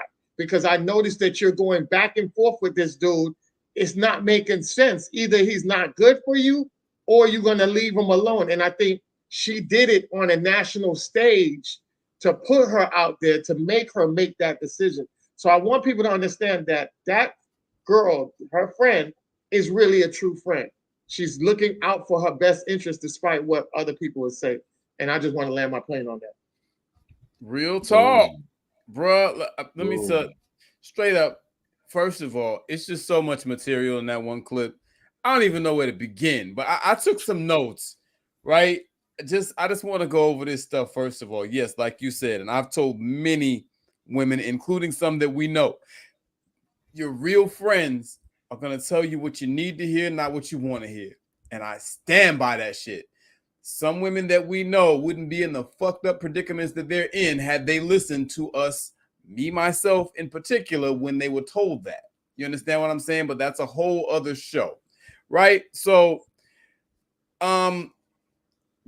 just first of all, just the stuff that she was talking about, like it sounded like she didn't really know what she was trying to say. Because she said, when they asked her what type of man are you looking for, she actually said someone who is not emotionally intellectual. I'm pretty sure that she meant to say someone who is emotionally intellectual. I don't know what the hell. She must have just got kind of confused. She was gone, right? Somebody. I think a lot of these women pick up words from other talking points, and emotional intelligence is one of the hottest things that women are saying. Yeah, so I think that's what it is. So I get it, but you want to say it right. Say that that's what you're looking for, not something that you're not looking for. That doesn't make any sense, But yeah, you make a strong point. People get so caught up in repeating talking points that they clearly don't know what the hell they're talking about. People got to learn to think for themselves. Yeah. This is just, I know it's a small thing, but it's my pet peeve at this point. When I hear women describe what they're looking for in a man, I just cringe whenever I hear them say somebody tall. That has got to be the stupidest fucking shit. I'm tired of hearing that shit, bro. I'm tired of hearing that shit. Like, yo, because I see dudes that got 5 felonies, 8 kids from 8 different baby mamas and no job. Oh, but he's 6'5", and all the women are running after this dude. Ladies, get off of that shit, man. It's not serving you well. It's really shallow at the end of the day. I get it, but I don't get it. When that is like the thing that you prioritize, it makes you look real stupid. It does. I'm gonna add on to that what you just said, because you're pointing out the stupidity of a lot of women. And it doesn't make sense that they highlight Russell Wilson, who's not that tall, right? And Yada now is the hot dude who is real short, and his woman is tall. And he's telling guys to go out there and spend $50,000, give their girl $50,000 before you marry her. These are 2 short men that y'all idolize, yet y'all talk about tall men. And these men are short and doing what you quote unquote saying that you want a man to do. This is why a lot of guys don't believe any fucking thing y'all say. You dig? Because you say this And what you do is the exact polar opposite of what the hell you just said. How many of y'all talk about this pie in the sky ass dude and your baby daddy's a fucking bum? Just saying. Okay, moving on. I digress. The titties. The titties were a problem for me. And I realized she doesn't have any control over how big her titties are. But goddamn, when you know that your titties are that big, I know we did a show about being self-aware some time ago, right? Goddamn, bro, like the nicest guy is not going to speak to you very nicely because all he can think about is titties is because that's all you're showing him.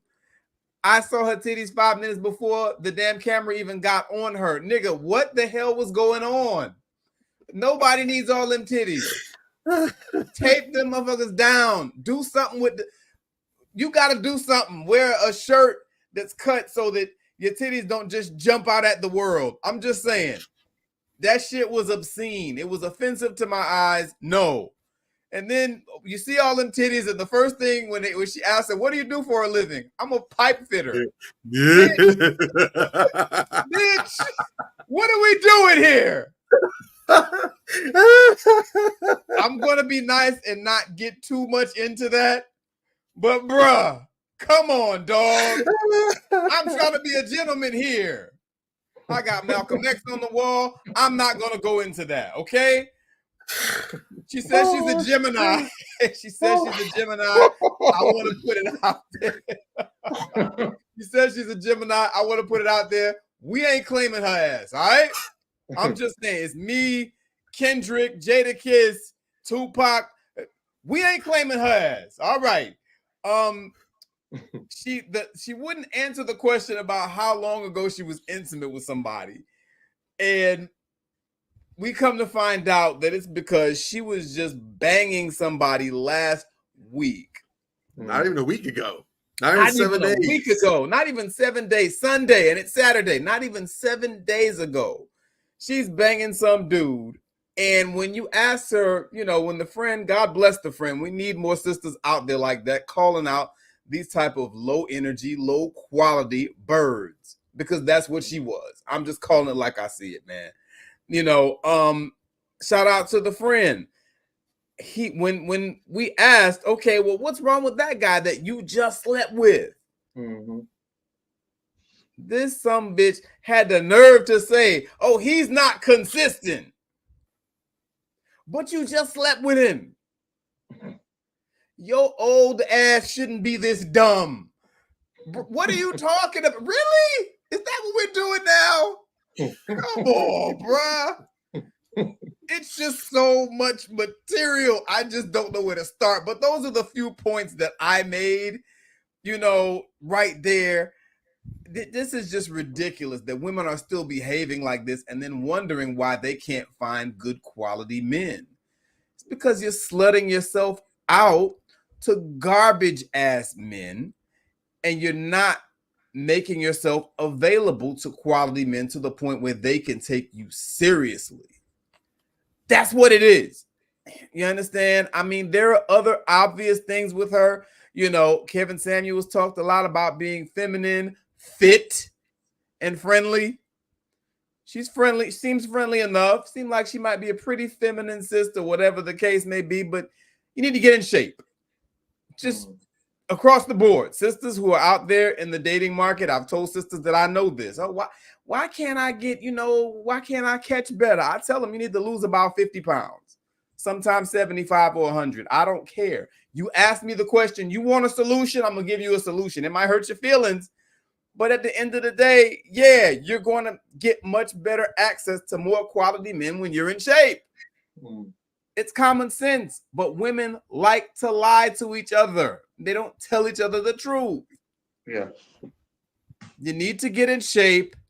You need to stop showing up with the titties out. You understand what I'm saying? And you need to stop having these glaring blemishes on your record, like you just fucked the dude on Sunday and it's Thursday and you talk about, oh, I'm ready to find somebody to start a serious relationship with. You sound stupid, especially to be that age. And I'll land my plane. God damn. Oh, Drake. Ooh. What you got, Drake? Well, first and foremost, I'm going to keep it very brief because Major knocked a lot of my points out the park, as to be expected. It was too obvious. I'm sorry. But before I go anywhere, I'll be remiss if I don't say titties. That is all. Sorry, not trying to be childish. I look, man. It's again, like you said. What are we talking about here? That's the most obvious thing in the room. Dude. And while I don't necessarily enjoy being Captain Obvious, at the same time, it gets to a point where something is so ridiculous that it's actually more out of the ordinary to not comment on it than it is. Literally, they talk about the elephant in the room. If you're literally sitting in a small 6x6 room, it's about the size of a damn prison cell, and you got a big ass gray pachyderm, a whole elephant taking up all this space, you smushed against the wall. You look pretty goofy trying to talk about how you really appreciate the color and texture of the walls, and not about this leathery ass elephant ass that's right here sandwiched against the wall. You look goofy after a minute trying to avoid and talk about everything else but that. So in this case, the elephant in the room is really the Zochichis, the elephant boobs. Those memories are massive. I will tip my hat to you have a lot of women, unfortunately, out here who are paying money to go ahead and get those things added to their physique. She has them all natural. Salute to her and her genetics. Tip my hat to them. Also, again, gonna dip my toes into the childish kiddie pool again. Pipe fit. The first 2-3 minutes of that whole thing was wild. I was wondering for a second, is this Kendra G's show, or did Kendra G strike up a deal with some porn company? Is this a Brazzers or a Bang Bus intro or something? This is too much. Too much, too quick. Like, bro, they don't even let you catch your breath first. They just hit you with everything in one go. Like you said, the jokes write themselves. But yeah, again, we see a case of this woman who supposedly would have you believe that she's trying to go forward with her dating life in good faith. And here she is. She showed up for the dating show on Monday, metaphorically speaking. Come to find out, just Friday, she was getting her insides rearranged and redecorated and all kind of interior design by Walmart Tavius. We're supposed to take her seriously. Yeah, bruh. And then the friend, again, like you said, shout out to the friend. I'm not going to go in on that. You did plenty covering how vital and how essential that friend is. And I hope that sister appreciates the quality and caliber of friend that she has there. Right. But again, well, dude's all up in your guts. You know, he's got this kind of prime time access to you. Well, why isn't he the one on the roster? Why isn't he the one that you on the team of? Oh, well, he's inconsistent. You know, I'm a Gemini. So, you know, it's either A or B with me. So you either friend or you an enemy. So you're telling us that you allow your enemies to do the hokey pokey in your internal organs and flip you upside down and everything else. So this is the perks that your enemies get. Mm-hmm. Well, yeah, hey, I'm curious. What's the benefit? What's the benefits package for your friends? My God, boy, they must get 24/7 all access like HBO before fight night. Mm-hmm. Because God dang, that's how your friends. That's how your enemies get it, man.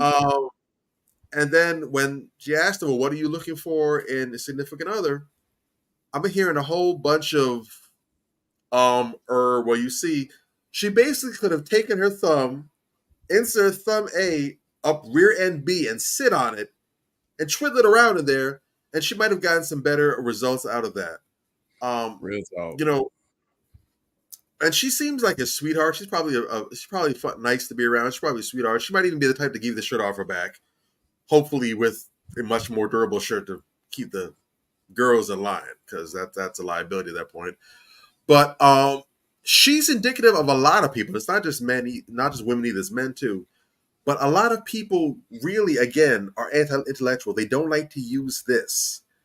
You have to think and be intentional and sincere about what it is you actually want.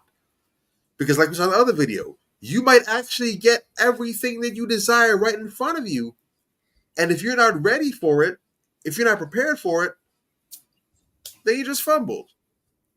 Dude. And we've spoken before about how opportunities are not limitless, how you might get some more than others, you might get less than others, but nobody has infinite opportunities. And Right. this could have been your 500th opportunity. This could have been your first opportunity. But there could be a tremendous gap between the next one you get if you get another one again.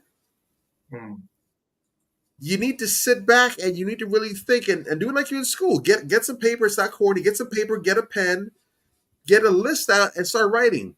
What do I want in a significant other? What are the things that are important to me? What are the deal breakers? What are the things that I absolutely cannot do without? And it's not a whole list just of those. That's ridiculous. What are the couple things? What are the 2 or 3 things that absolutely are willing to die on this hill? We're not taking it if these aren't in the package. What are the things that I would like to be there? What are the things that are meh, whatever? Prioritize. You need to do this because when you're called to account, you can't even answer. But even then, I'm listening to what you say and I'm hearing what's missing off the list that's vacant off of 99.9% of women's lists. I do not hear women looking for character. Ever. Character. Ever. And I think I've divulged this before, just in passing, but I was having a conversation with a sister, and it was a dating conversation, and I can't recall exactly what went on beforehand, but I mentioned the fact that she didn't mention that she's looking for character. And her response is, well, yeah, I didn't mention it, but that's by default. It's a given. It's already, that's already part of the package. And I said, you're wrong. That's not true. Because we understand that for the vast majority of people, looking good, being halfway attractive, not looking like you were in the Texas Chainsaw Massacre, we understand that that's a given as well, too. But that didn't stop you from listening that he has to look good. We know that most women would like, a man who's taller than them. We understand that the magic number is 6 feet and up. We understand, as unreasonable as it might be, this is what most women are looking for. It's a default give me answer. That didn't stop you from listening. You want a man that's tall.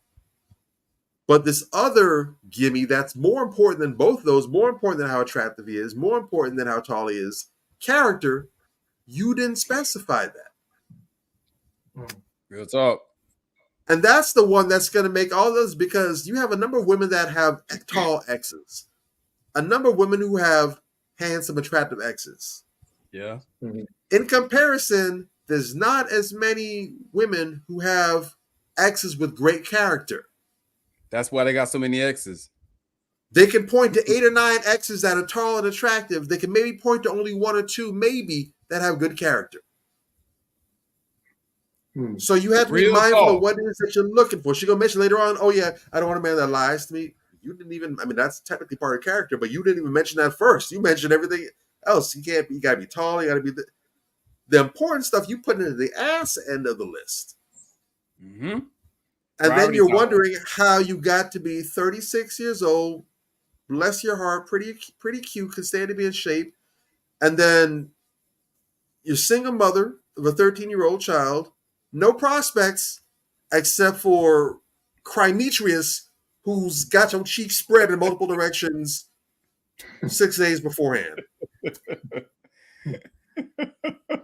I'd say at some point you got to sit back and question how he got here. But the reality is, if you just take a look at the summary, you'll see it's not difficult to find out how we got from point A to point B. Right. Got to be intentional. That friend, I'm going to tell you right now, that's just going to have any positive outlook on her dating futures. Her friend right there is the key. That friend right there is the key. I'm going to say if she really wants to get to where she ideally would like to be in life, she needs to get 2 more. I wouldn't say sisters. It could be brothers as well too. She needs at least 2 more people in addition to that sister in her life that's going to do exactly what she did, to call her on a BS, hold her feet to the fire, and will not accept anything less than her best self. Because if it's up to her, she gonna fumble every single time, twice on Sunday. That's it. Real talk. And just real quick, everybody, make sure you like, comment, subscribe, repost, all that good stuff. Get everybody involved in the conversation. This is a Bang good that one. line. Yeah. Definitely. The game ain't being sold, it's being told. Come get it for free. That. Definitely. We're definitely running out of time here. I definitely want to get this. I think you have, one more video I want to get in, and then I want to get into a special video that's not going to be too short, and then we could get into our Queen Check of the Night, because we have a lot of videos, man. I really wish I could get to these, but we'll do a part 2. We had to do a part 2. We're gonna have we'll to. do a part. We'll do a part 2 in 2 weeks. Okay. All right. Next week we have a phenomenal guest. One of the super dope sister is a queen in the Pinnacle poet down here in South Florida. We have Elena, the poet. She'll be on with us next week. Super excited to have her on. But I do want to get with this right quick. All right, so we're gonna look at this video, and let's end it off with a good one. All right, let's see. Let's go. Hello? I Can you hear can't me? hear you, babe. Hear me? Yes. Sweet. Yes. Have you been here before? You look familiar. I've never been here. All right, you never been. Okay, let's do it. What's your name? Where you calling me from? Jay, I am from Grand Rapids, Michigan. Jay, Grand Rapids, Michigan. Grand Rapids. How old are you? I am 33. I don't have any kids. Oh, sorry. I'm 33, don't have any kids. Run it down. Yep. I was kind of watching some of your episodes earlier, so I'm kind of a little prepared. I like to be prepared for these let me types see of what things. you got. Let me see how much you can tell me before I ask. 33, no kids. I work. My job title is a senior structural engineer. So I work for an architect firm. I design buildings, but my responsibility is to make sure that the buildings don't fall. What else? 33, I'm a Leo. Wait, so what? I do want to write this down. What is your job title? Structural engineer. Structural engineer. Okay. All right. Continue. Have you ever been married? Never been married. Okay. What else you got before I start asking questions? I'm a Leo. Birthday is August 5th. I think that's how you start off. Yeah, Leo. Well, I never asked for the actual day, but you gave it to us. So I think you might have did it. So we got Jay, Grand Rapids, Michigan, 33, Leo, no kids, never married, and he's a structural engineer. What kind of woman you looking for? Told you I'm prepared, so I got my notes right here. I love when men have notes, because a lot of times women have notes, but I like it when the men have the notes too. So let's do it. What you got on this list? Yeah, so I'm looking for a woman, a peaceful woman, emotionally stable woman, mature, who's just ready to share her love and her feelings and her affection. Has nurturing characteristics. She's caring, genuine kindness, not just towards people that you know, but people that you don't know as well, strangers. A reliable and supportive woman. Woman that understands her strengths and not afraid to bring those strengths into the relationship and use those to benefit the both of us. I also look for a woman who's kind of like flexible in her thoughts, meaning like, we're all changing individuals. We're all evolving. Some things we like one day, the next thing we don't like. So someone who has that flexibility and adaptability in their ideas and thoughts and is willing to listen and have those types of conversations. Okay, you thought this is well thought out. You ready so you want to get married, Jay? Absolutely. Sure. Absolutely. I feel like you focus and you want to attract the type of woman that you can marry. So now what are your deal breakers? Excessive drinking and smoking. I have an occasional drink every once in a while, but Excessive is just is out the question for me. A financially irresponsible individual. And I feel like I'll need to break this down a little bit because, like, you know, I just bought I just bought my house. I have a mortgage. I bought a house a couple years ago. So like I have certain things like debt and things like that, but like you're not gonna find me driving around in a Ferrari if I know I can't afford it. So like things like you make 50 grand a year, but you're driving a $60,000 car, like kind of to me just screams financially irresponsible, or just having high amounts of credit card debts, maxed out credit cards, things like that. That just really that's a deal breaker for me. Okay. Yeah, an effective a deal breaker is someone who's not an effective communicator. So they're a person who likes to stonewall conversations. You know, you're expecting a mind reader, stuff like that. Certain things like those types. Oh, you saw that? The lady that said she wants a man to just know how she's thinking or something.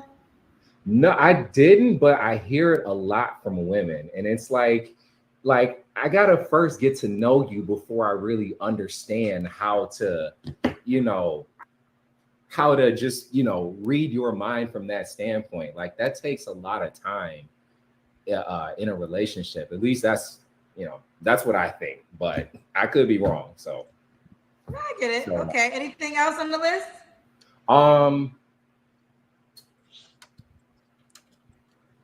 I guess an emotionally unavailable woman. So just someone who you don't own up to mistakes, or you really want to be a control freak, bad attitudes, things of that nature, things that I put in that emotionally unavailable. And that's it. Okay. Now, should she look a certain way? I've dated all races of women. I've dated women from petite to the thicker sisters. I really don't have a preference. I am a guy. I am in the gym though, so I'm not saying you have to look like you are an Instagram fit woman, but you know, but at least look healthy. I guess I'll put it like that. Okay. What about her money? Should she make a certain amount of money? Nah, I'm not worried about the money. Long as you got something that you're passionate about, that you'll wake up every day to and want to do something with it, that's all I'm looking for. Okay. Let's do the kids cam, Jay. Okay. Oh, that's showing off the body. Yeah, let me turn on the light here. There you go.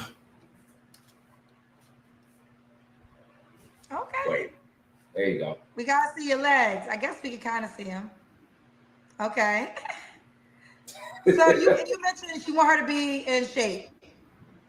I would. It's not a requirement. I put it like that. It's not a requirement.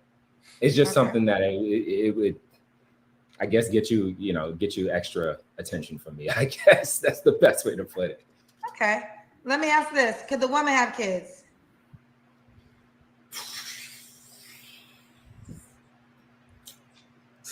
One is a conversation. I would prefer none. We start getting to two. Yeah, that's a tough pill. That's a tough pill for me to swallow. Okay. So none is the preference. One is worthy of a conversation. Yes. You have no kids, so I think it's understandable. You have no kids. Do you want to explain your sentiment behind that, though? You don't necessarily have to, just as an educational moment. I don't think there's really much to explain. I have dated a lot women. of women with kids don't understand this narrative at times. I mean, I've been an individual that has dated women with kids before. And I guess, I don't know, some situations, well, I guess none of the situations really worked out regardless if they had kids or not, because I'm single now. So, I mean, I do enjoy kids. Like I got my little cousins, a little niece that comes around and we spend time together and things like that. So it's not like I'm really afraid of kids, but I think it's more so of the extra stuff. Like I think like someone explained it to me before is like when you have someone with a child, you're opening yourself up to other people that you also have to get to know. So I not only need to get to know this child, I need to get to know the woman, and I need to get to know whoever this dude is that is in the child's life. And I've had some situations in the past before where some of these dudes is reckless out here, and you got to avoid that woman just because of the drama that another person brings along. So the baby daddy drama. Yeah. Okay. Yeah. So Okay. yeah. Fair enough. All right. Jay, when was your last relationship? All right. So I put this up. This is one of the most solid brothers that I've seen on the Kendra G show. I think Something's up with your audio. Something's up with your audio, Ant. With my audio, you can hear me? Now it's good. There we go. It's good now? Okay. Yeah, I put this guy up. He's a solid brother, one of the solidest brothers I've seen on the show. I really think that he's way above the show quality of people that's on there. Hopefully he can find somebody that just watches the show out of the blue and says, you know what, let me hit brother up. Very thorough, knows what he wants, has everything laid out. You can see his structural, his life is pretty much structured. That's probably why he's into the field that he's in, a structural engineer. I think he's going to be a good catch for a woman out there. He's going through the therapy. He's doing what he needs to do. You can see the progression in him. There are some things that he needs to be more solidified on. He's a little too loose ends with, but that comes along with growth and wisdom along with the age as he's growing. So if he stays on the pattern and builds on that, I think he's going to be a phenomenal man as he gets older. I think, like I say, I think he's one of the dopest dudes that I've seen on there, and I just wanted to highlight him as just to show that there is a little beam of green light that will blow by that show every now and then. So I'll land my plane on that. Real talk. And let me just put it out there. I hate to be the one to say it, but I see a pattern on these shows, man. And it's pretty clear, man.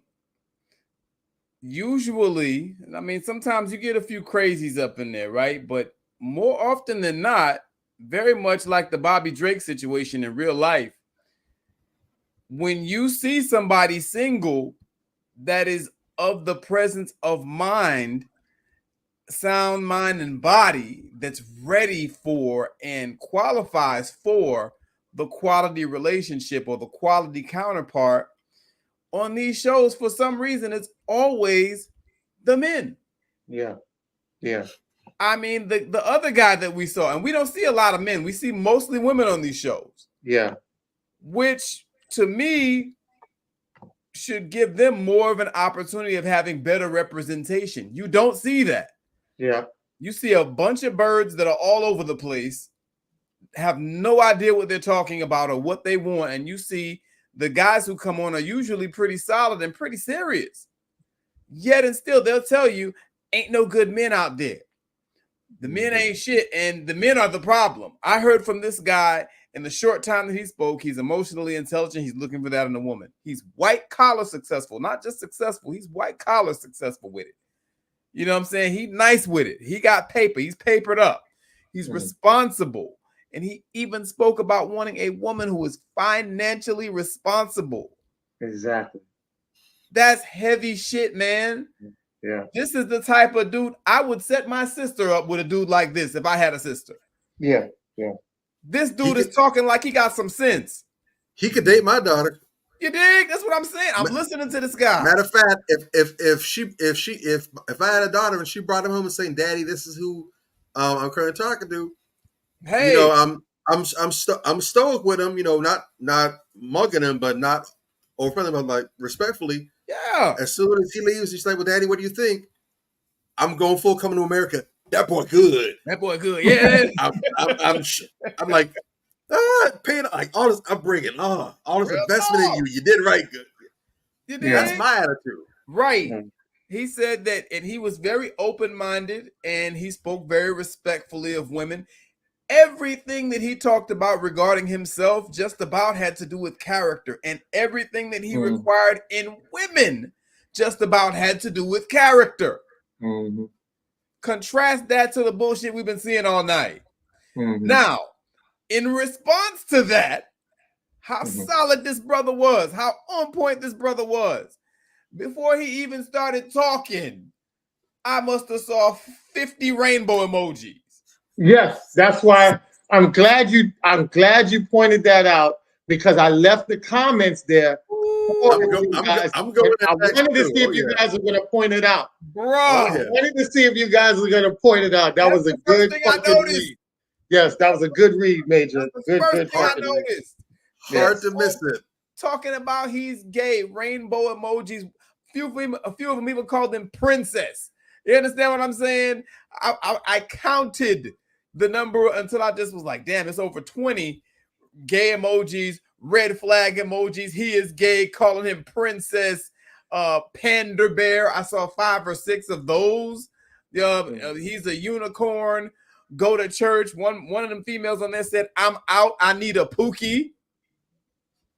The fuck is wrong with you? Like, bruh, my head is exploding. This is what you call pearls before swine. Bruh. But when we say it, we're making it up. Okay. I'm just saying. I'm looking at this and I'm like, oh my God, no wonder y'all keep having babies from Walmart Tavius and Crimetrius and all these, just hood booger ass niggas. You keep repeating the same garbage ass dude over and over, bro. And it's like, come on, man. The solid dude, you literally don't even want to hear him talk. Yeah. He's on here on a show looking to meet women, and y'all keep talking about he's gay. Yeah. If you ain't got a mouthful of goals and, anywhere south of 100 tattoos, you understand what I'm saying, and a prison record, then you gay. Come on, bro. And I'm not shitting on my brothers that got tats and goals and all that. That's fine. That's you. Yeah. But what I'm saying is, that look, the image telegraphs that you are a man in the minds of a lot of women. You know what I'm saying? Or not. If you just clean cut, you must be gay. You know what I'm saying? Or something like that. It's really a sick pathology, man, because what happens is a perfectly decent, solid dude you don't want. This chick actually said, "I'm out. I need a pookie." Come on, man. This makes no sense. If this is where we are, we got a long way to go, bro. That was sad to watch. That broke my heart right there. But a lot of these sisters, I hate to say it, y'all doing it to yourself. You dig? What you got, Bob? And I don't want to sound like I'm lobbying for him, and that's why I'm upset, because when I look at certain folks as the ops, I'm an unbiased person. Right. Even when I am biased, I'll own up.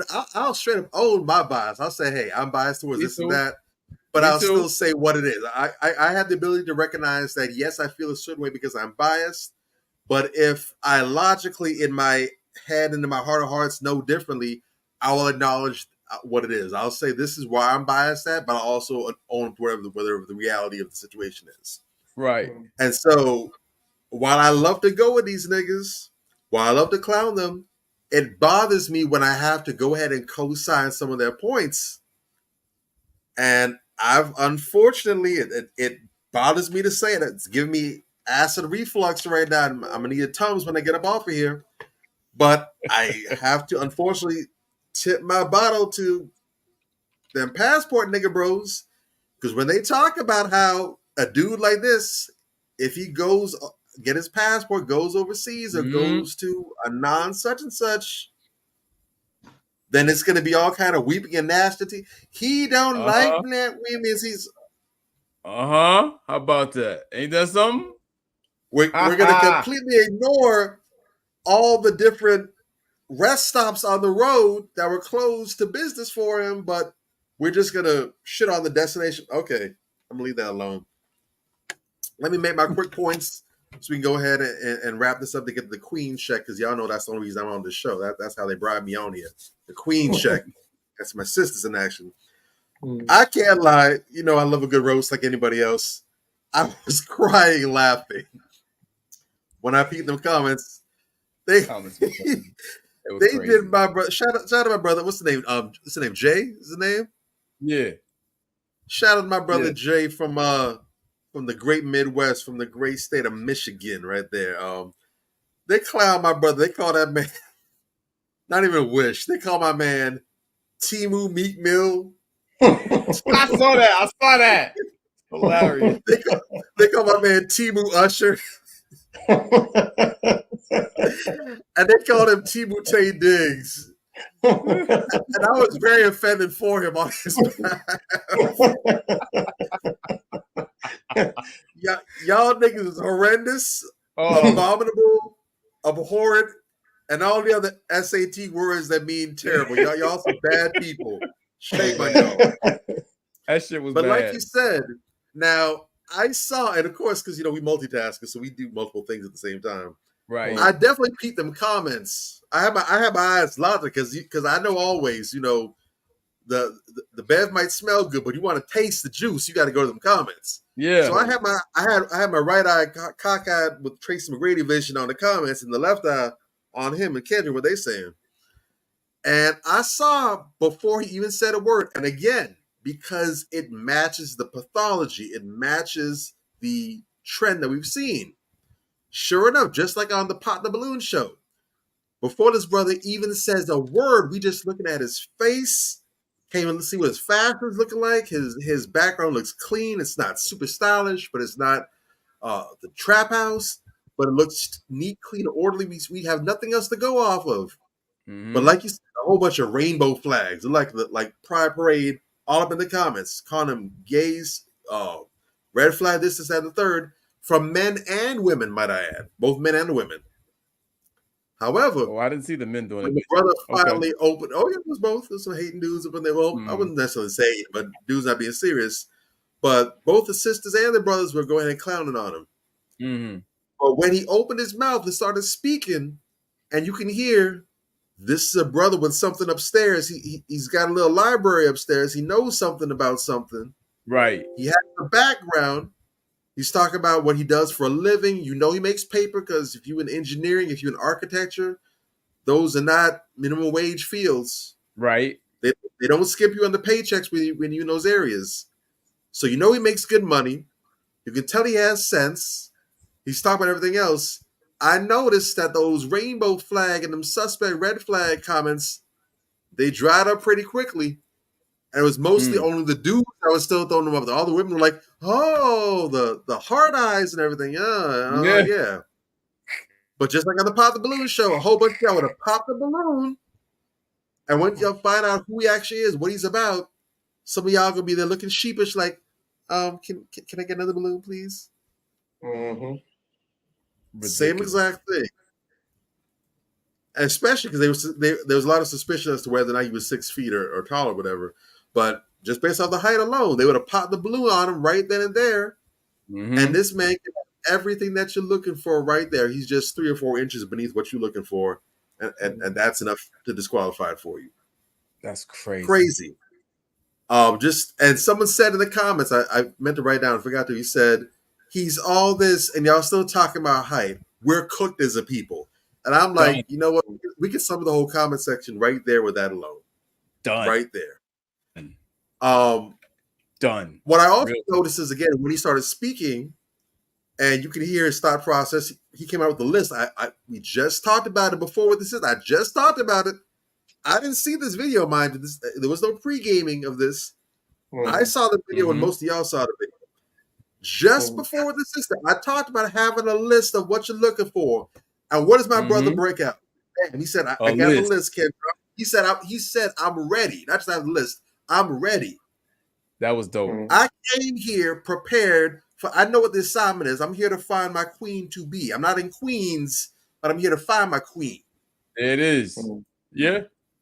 He was thorough. He's like, if this was the moment, if this is the opportunity, I'm not about to let it go to waste. I'm about to seize what's there for me. But when he started going to the preferences, which were functional, nothing crazy, nothing unreasonable, very sound, sane, rational, any brother with his head screwed on tight is going to want and look for these things. If you were paying attention to the comments, a lot of insecurity was popping up. Oh, yeah. A lot of deflection popping up. Talk about he gave someone, I saw a woman, not a dude, a woman saying, oh, he wants a man. Okay. Yep, I saw that. I wrote it down. A lot of self-disqualification. Damn, he's not looking for me. I saw one sister being transparent saying, damn, I'm a little too ghetto for him. A whole bunch of self-disqualification.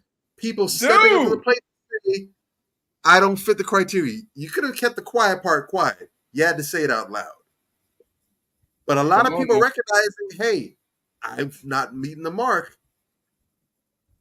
Thus the reason probably why the brother's single. It's not a lot of people that's out there that qualify. Now they'll say, I'm looking for such and such, but he's right here in your face, and you know that you don't cut the mustard. Yeah. Pros before swine. And not once does it occur to you, you know what? Maybe I need to do some genuine self-work on myself, not to get a bunch of mantras and manifestations and say I'm going to manifest this. Maybe I need to actually get my ass in the field and work on myself and actually become in alignment with what it is that I'm saying I want. Let me make sure I'm the kind of woman who a man like this would even give the time of day to, who can actually hold his attention, who would not feel dwarfed and diminished by this kind of man. No, it's just, well, I deserve this because I say I do, and the universe will bring him to me. Okay, cool. One thing I did say, I think you kind of touched on that, is the brother wasn't as confident as Dr. Elam was. Now, I'm not saying that as a brother, you as a man or as a woman either, that you can't have some wiggle room in your preferences. I'm not saying that.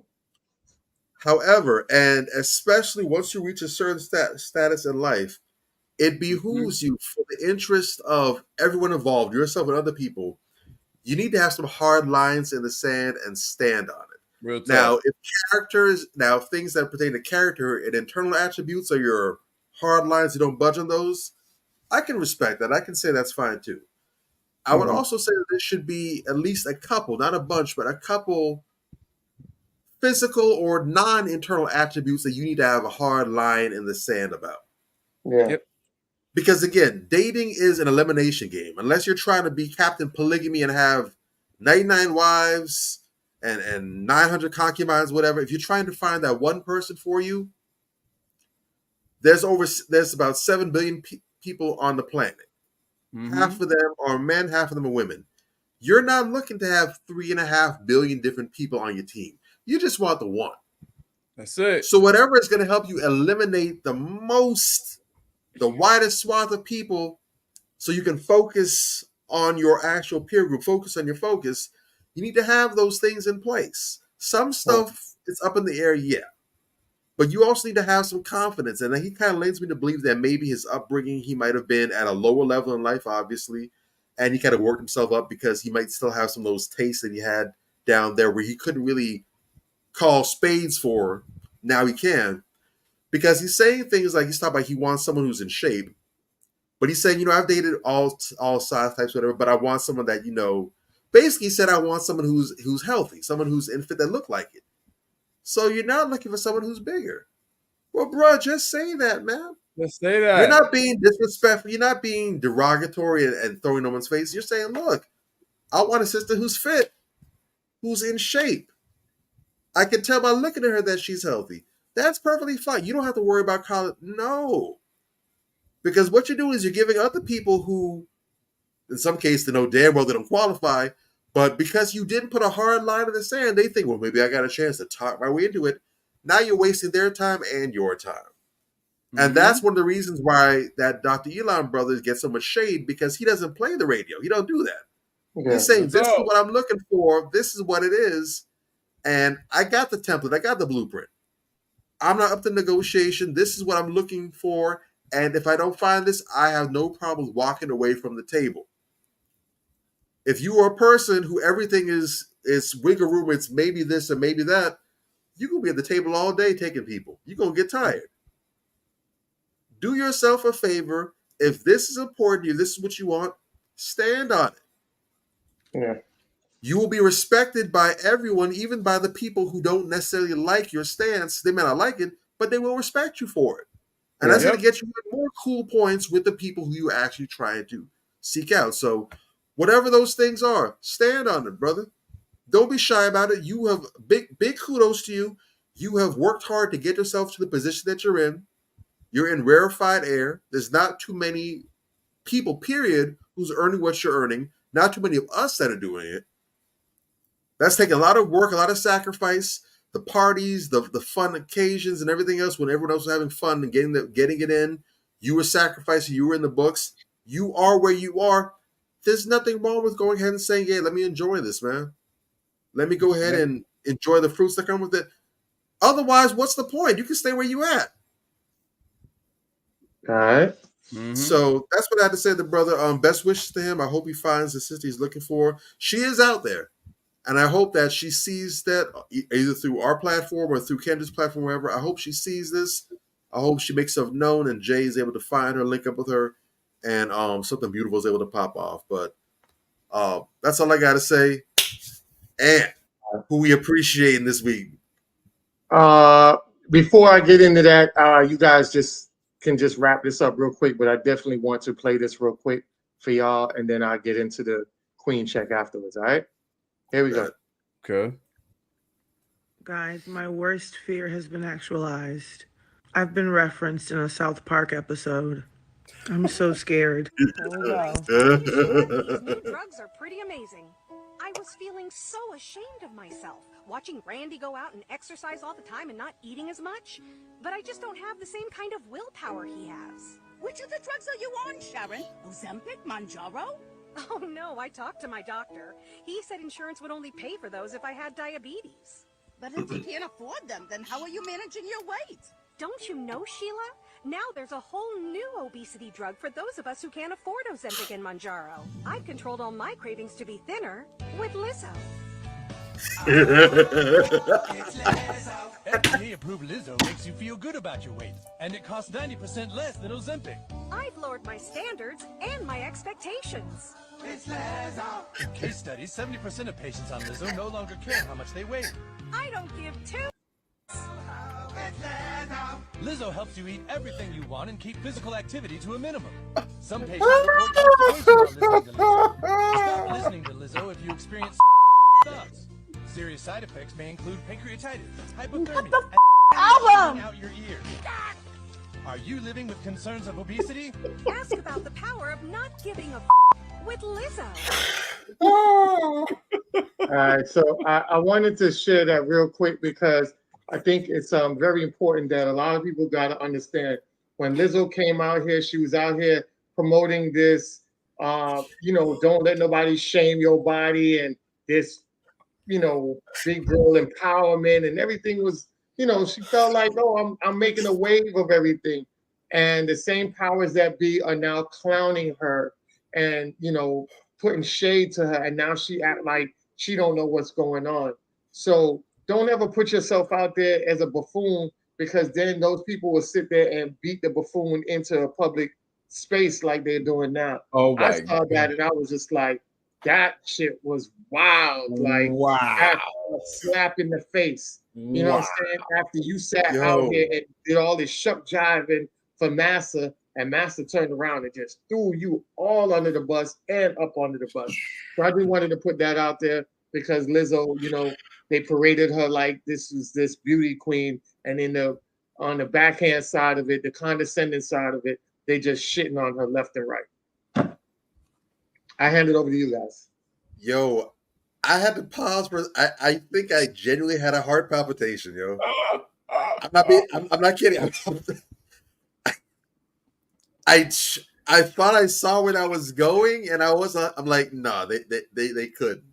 There's no way. And they really went there with rocket skates on, and I'm like, woo, but no, but yeah, look, again, this just goes to show what and we've spoken on that a little bit on here, not a whole ton, but this just goes to show that these people, specifically where we black people are concerned, they love to play in our faces. As not even as far as a tactic goes, but just off of their own entertainment, because they get very sick pleasure in demeaning and dehumanizing and making people the butt of jokes. A lot of the foulest stuff that the dominant society has done in history, the most infamous stuff, has started out as a means of humor. I believe it said that the KKK, the Ku Klux Klan as we know it, thought it's a joke. Initially, it was started off with a bunch of racist, white supremacist friends. They got drunk and they would scare black people on the side of the road with putting in sheets. While they were drunk, they would chase them off, and then that ended up escalating into the full-fledged white supremacist terrorist group that we know them as today. But that just goes to show how they operate. They will always have a spot on the roster for a minstrel.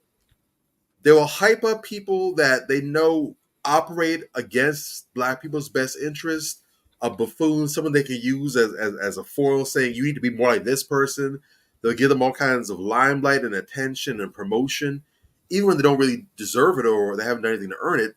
But as long as you're willing to be a tool and a punchline for them, they'll go ahead and put you out there and promote you until they get tired of you, or they figure, okay, well, there's a new flavor of the week. Let's go ahead and get them in the roster. And they'll go ahead and unceremoniously yank the rug out from under your feet and laugh at you. And all the stuff that they were pushing and saying about you in your favor before, all the things that they were co-signing, all of a sudden, all that's out the window. Mm-hmm. I thought it was all about body positivity. I thought we were supporting Lizzo. She's living her truth. You know, she's confident in her size and all this other stuff. This isn't a problem. This isn't something that needs to be corralled and controlled. No. Now, all of a sudden, they didn't put an article in Vanity Fair. They didn't go ahead and drop a statement on The View or some other channel. They had South Park go ahead and lambast your ass and make you a permanent footnote in comedic slander history. There are South Park jokes from 2 decades. I remember South Park's been around forever. That's one of the longest episodic shows out there. I know they talk about The Simpsons, but you know, the South Park is a contemporary of The Simpsons. They've been around for quite some time. There are jokes they made back when I was in elementary school that we still remember fondly to this day. So this right here, Lizzo might be in her grave before she's able to live this down. But permanently out there, they've gone ahead and made her a joke and a laughing stock when she thought that she was riding up high. So, again, this goes to show there's no profit in bootlicking, in the mammying, and the butt dancing, and being a Sambo, being a Steven, being a sideshow for the dominant society. It is not a career path that has retirement options. There's no 401k. You don't get a golden watch when you retire. You don't even retire. They put you out to pasture. They do you like horses in England. They send you to the glue factory when you break your leg or you're too old to run anymore, be of service. They don't just put you out. They send you to the glue factory. They take you, make you the glue. So this was Lizzo being turned into glue. She's been sent out to pasture. We thank you for your service. Now it's time for us to cram you in a bottle of Elmer's for a bunch of kindergarten arts and crafts projects. Mm-hmm. Yep. Man. All right, what you got, Major? Real quick, man. I just want to point out, you know, you play stupid games, you win stupid prizes. I mean, what you want me to say? You know what I'm saying? Like, the joke was always on Lizzo. Lizzo was never not the joke. The joke was always on her. She just didn't realize it until now, because now she's not as profitable to the white supremacists as she once was. They always break their tools when they're done with them. You understand what I'm saying? So, like, it just is what it is. She was always the joke. The last time I heard Lizzo's name, in fact, was the time when there was this school that named a snowplow after her. That's the last time I heard from Lizzo. I'm just saying. They name a snowplow after you. Now they got you as the butt of another joke on South Park, for crying out loud. That's going to leave a mark. You know, the whole sexual harassment with her dancers and them suing her. She hasn't had good press in a year. You dig? And I suspect that there's plenty of reason behind that. You know what I'm saying? Like, I just don't like when black folks allow themselves to be a walk-in minstrel show. You know, I've never liked Lizzo, and Lizzo is very talented. She can actually sing. She can actually play the hell out of that flute. But you never hear people talk about that because of her antics and how much she's always making an ass of herself. So, you know, I'm not going to co-sign that, because that's still, you know, that's still real hardcore, them shitting on a sister like that. But fuck Lizzo. She can hold her own nuts. You know what I'm saying? Because the way that she makes our people look puts me in a space where I can't feel sorry for anything that they do to her. You dig? So kick rocks. Learn. So you don't have to go through this again. You dig? And that's just what it is. It is what it is. Exactly. Yeah. All right. So for our last thing for the night is a crown check before we get out of here. And it goes to our lovely, lovely queen, princess. I want to say princess. I don't want to say queen, because she is only 17 years old. So just earned her doctorate at 17. Now she'll go on to prom. This is Dorothy Jean Tillman II of Chicago, made history as the youngest person to earn a doctoral degree in integrative behavioral health at Arizona State University. She's done a phenomenal job. And also, people don't know that the background of Dorothy Jean Tillman, parents and grandparents, is truly inspirational. Dorothy Jean Tillman II is known by the alias of Dorothy Genius, was born on March 18, 2006 to her parents, the mother Tillman and the father, whose identity remains disclosed. But her grandmother is legendary. So Dorothy Tillman is was a civil rights activist from Chicago, Illinois. Tillman served as the alderman of the city's 3rd Ward, and a member of the Democratic Party representing part of the city's South Side and Chicago Council. Tillman was a strong advocate for reparations for slavery in 2007, and Tillman was defeated in the runoff election by the challenger, Pat. Well, Tillman defeated Dwell in 2003 prior to her career as alderman. Tillman was also active in the civil rights movement, working with Martin Luther King Jr. Southern Christian Leadership Conference as an activist. All right. So just the family alone doing so many great, phenomenal things.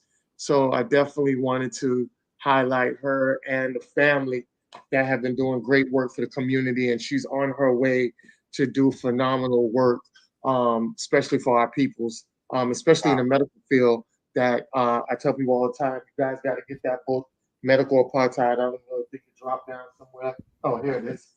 It dropped down here. Medical Apartheid, phenomenal book of the horrors. Oh yeah, sorry. The horrors that Black people face in the medical field, and for her to go into the medical field, I think as a young pioneer with activism background, I think that would be so beneficial to our peoples in the long run. So congratulations to that young sister for doing a phenomenal job and graduating at 10 years old. She entered college at 10 years old. Yeah. So, that's so phenomenal, man. And we definitely need to highlight that, especially in a time where our young girls are being persuaded by negativity and trash as far as 60 Reds. So we promote more of this. We can get more of these and less sexy Reds out there. And I'll land my plane on that. You guys carry us out.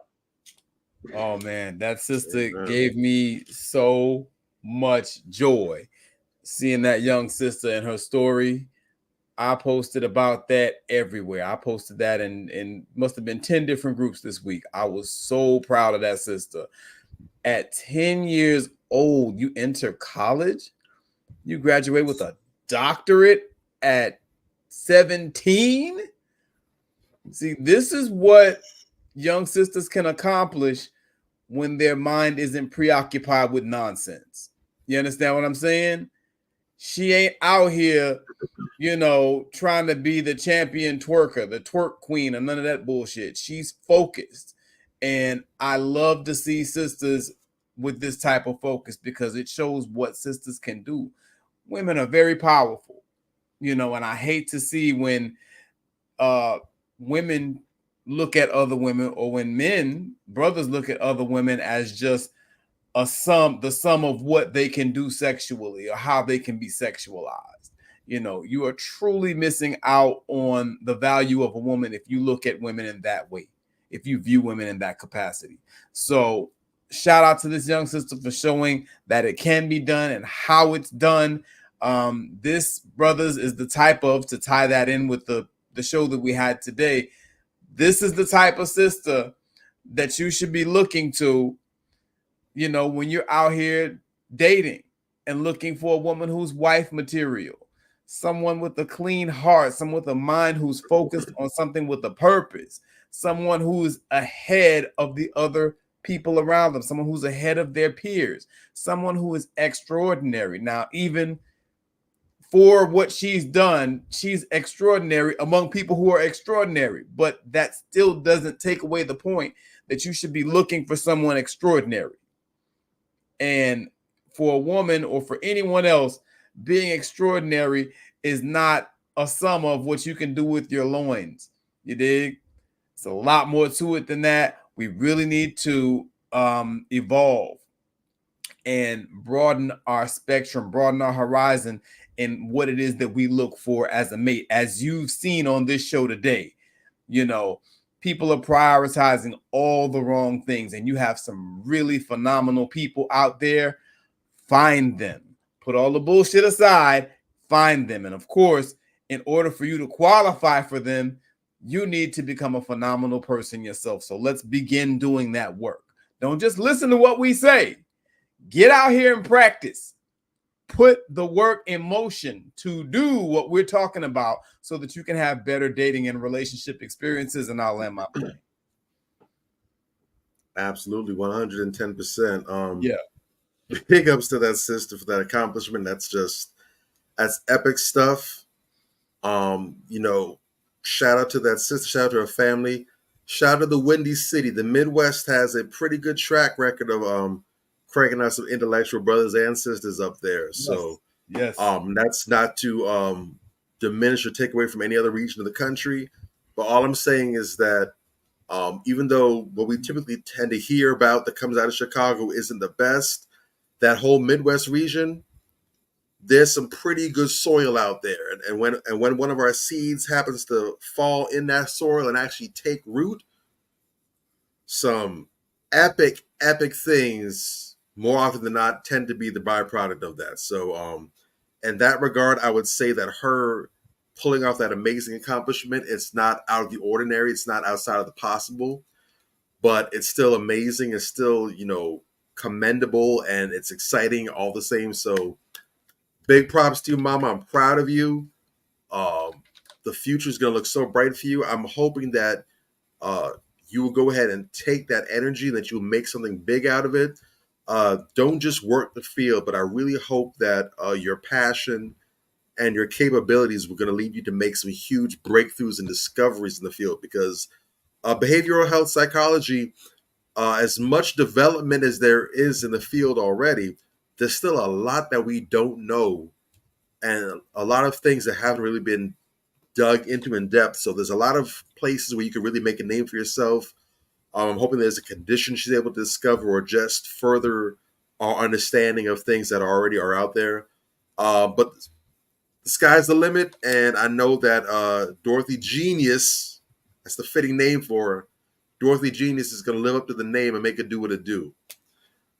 This was a great show. This was fun. A little borderline headache inducing at times, but it's to be expected. But yeah, ultimately, with all the fun we were having and the enjoyment we were having, not a heavy subject tonight, but a lot of gems nonetheless. I hope that brothers and sisters are able to get something out of this, that they're able to actually see some of these things. And I know that some of these videos are old to some, new to others, but I hope that even if it was a video that you've seen before, hopefully seeing or hearing our commentary on it is able to generate a different perspective or some ideas that didn't occur before, and really able to help you get a better, fuller picture of what we're seeing out here, what's happening, and where the disconnect is. Because the reality is we have a huge impasse between where we presently are with one another. And the major issue is because we are not speaking the same language.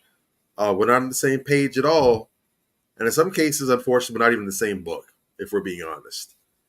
And when we look at all the gender warring that's going on out there, the question is, well, we need to stop the gender war. We just need to love each other. We just need to put this aside. Can we just stop fighting? Can we just come together?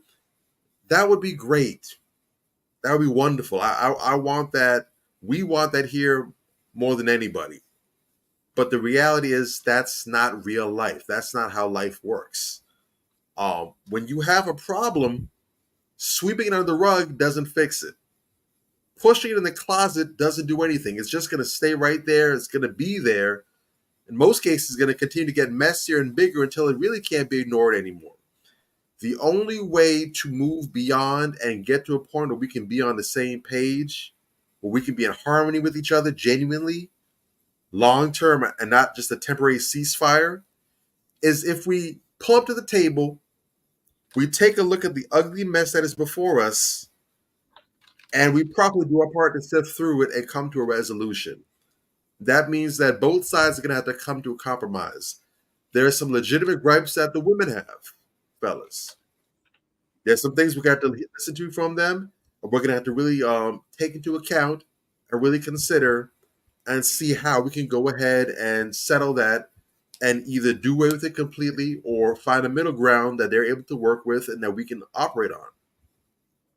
Ladies, there's a lot of gripes that the fellas have as well. There are some things that can be negotiated on, but there's some things that are just flat out unacceptable, and they cannot go any further if we're going to have harmony. And we're going to need to figure out which is which and how we can resolve all this. And once we're able to do this in good faith, with the good of the group being put forward first, not the group of myself, not the group of my gender, girl, gang, bro, no, for the group of the good of the whole and everything else secondary, then we can actually resolve the issues, we can begin to heal, and we can truly come together in a way that we have probably not experienced in quite some time, if at all.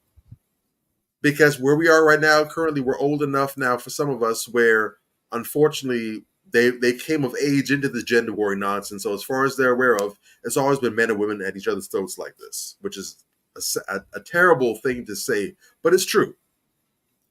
So if we want the resolution, we're going to have to take the sacrifice. We're going to have to go beyond our own selfish existence and say what is going to benefit the whole. So hopefully pointing out these issues, these common issues, there's some individuals that we're focused on tonight, but in reality, some of them aren't very spectacular. A lot of these things are symptomatic of other larger issues that are happening. So hopefully we're able to see this, get better understanding and clarity, and we can begin to do our own individual homework, see where we're falling short, see where, oh, damn, that's me. Yeah, I need to tighten up on that right there. Begin the self-work, and then once we do that, we can become pieces that can contribute to a healthy whole body, and we can all get on the same page. Thank you guys for sharing your airtime with us. We do this every week, unless otherwise stated. 8 o'clock normally, Eastern Standard Time. Meanwhile, make sure you go ahead, like, subscribe, share the video. Tell somebody about us. Yeah. We don't fight unless it's a day that ends in Y. We're going to bring the party, we're going to bring the bullshit, but we're always going to bring that substance no matter what. Big ups, blessings, much respect. We'll catch y'all next week. Stay well. Happy Memorial Day for all our soldiers who have given their lives and paid the ultimate sacrifice for us. Some of whom never even got the credit and never will get the credit. There it is. All right. And we can't hear you. Sorry, my bad. Okay. Yeah, much respect to all our ancestors out there, everybody that's in the military. Salute to all the fallen soldiers out there that did what they did for a country. Majority of the times did not appreciate what they have done for them. That's the reason why we have memorial celebration. And all the Black soldiers that didn't make it to the cemetery because of their skin color. So definitely want to salute those brothers and sisters out there that did phenomenal stuff for us. Next week, we'll be here with a phenomenal poet. Elena, the poet, will be here next week. And then we'll definitely do part 2 the following week. And I think after that, I'm going to reach out to another genius, bringing Matt. Let's bring Matt back again because this is Mental Health Month. So I definitely want to try to see if we can get Matt back on here. Hopefully his schedule is available for us to bring him back and definitely get this Black mental health thing going. All right. We love y'all. Be safe, be easy, and we'll see you guys here next week. All right. Peace. Manifestation. Man up. Manifestation. Man up. Manifestation. Man up. Manifestation. A place where we inform, build, and inspire. Manifestation. Man up. Manifestation. Man up. Manifestation. Man up. A place where we inform. Manifestation. A place where we inform, build, and inspire. You gotta eat what you kill. You gotta go out there. You gotta hunt for your meals. We all have that ability to connect with people, to be that motivational person in somebody's life. You gotta let people know there's certain lines you don't cross and that there's gonna be consequences if you do. Man up. If you are an adult and you are in a relationship, that person's emotions are not your responsibility. Man up. Manifestation. Man up. Manifestation. Man up. Manifestation. A place where we inform, build, and inspire. The devil, during slavery, destroyed the masculinity or manhood of the so-called Negro. No man. Right now you got to be trained all over again to be a man. When someone is obligated to do something, it is binding upon them to do it. And failure to do it causes reaction. Man up. Position make you rich? I don't have that type of richness. My richness is life forever. If black people knew their glorious past, if black people knew their glorious past, if black people knew their glorious past, then they would be more inclined to respect themselves. I'm not saying I'm going to rule the world or I'm going to change the world, but I guarantee that I will spark the brain that will change the world. And that's our job, is to spark somebody else watching us. A place where we inform, build, and inspire. Manifestation. Man up. Manifestation. Man up. Manifestation. Man up. A place where we inform. Manifestation. A place where we inform, build, and inspire. You want to tell me about yourself? Go get your friends. I'll tell you who you are based on who your friends are. Don't just live and die. That's an ugly existence. Make your life matter. Make your life count. Live a life where people can actually mourn you for the things you left behind, not just because you were around and existed. We need strong Black nuclear family. Yes. That's what it is. Mother, father, son, daughter, all in the same house with a focus on the family unit as a whole. We had Tulsa, Atlanta, New Jersey, Detroit. We had Rosewood. We had Black Wall Streets all over. The Republicans aren't for us, but the Democrats aren't for us either. And we should have no alliance to any political party. We only have alliance to what is in our own best interest. A place where we inform, build, and inspire. Manifestation. Man up. Manifestation. Man up. Manifestation. Man up. A place where we inform. Manifestation. A place where we inform, build, and inspire. At the end of the day, as men in the community, we must stand together and be counted, because people look to us for guidance, leadership, and protection. And if we are not about that business, we are not on our job. Here we have grown-ass man conversations in the spirit of that purpose. Anthony Malcolm, Bobby Drake, Major Gage, we are. This is Manifestations 2020. Manifestations. Man up. Manifestation. A place where we inform, build, and inspire.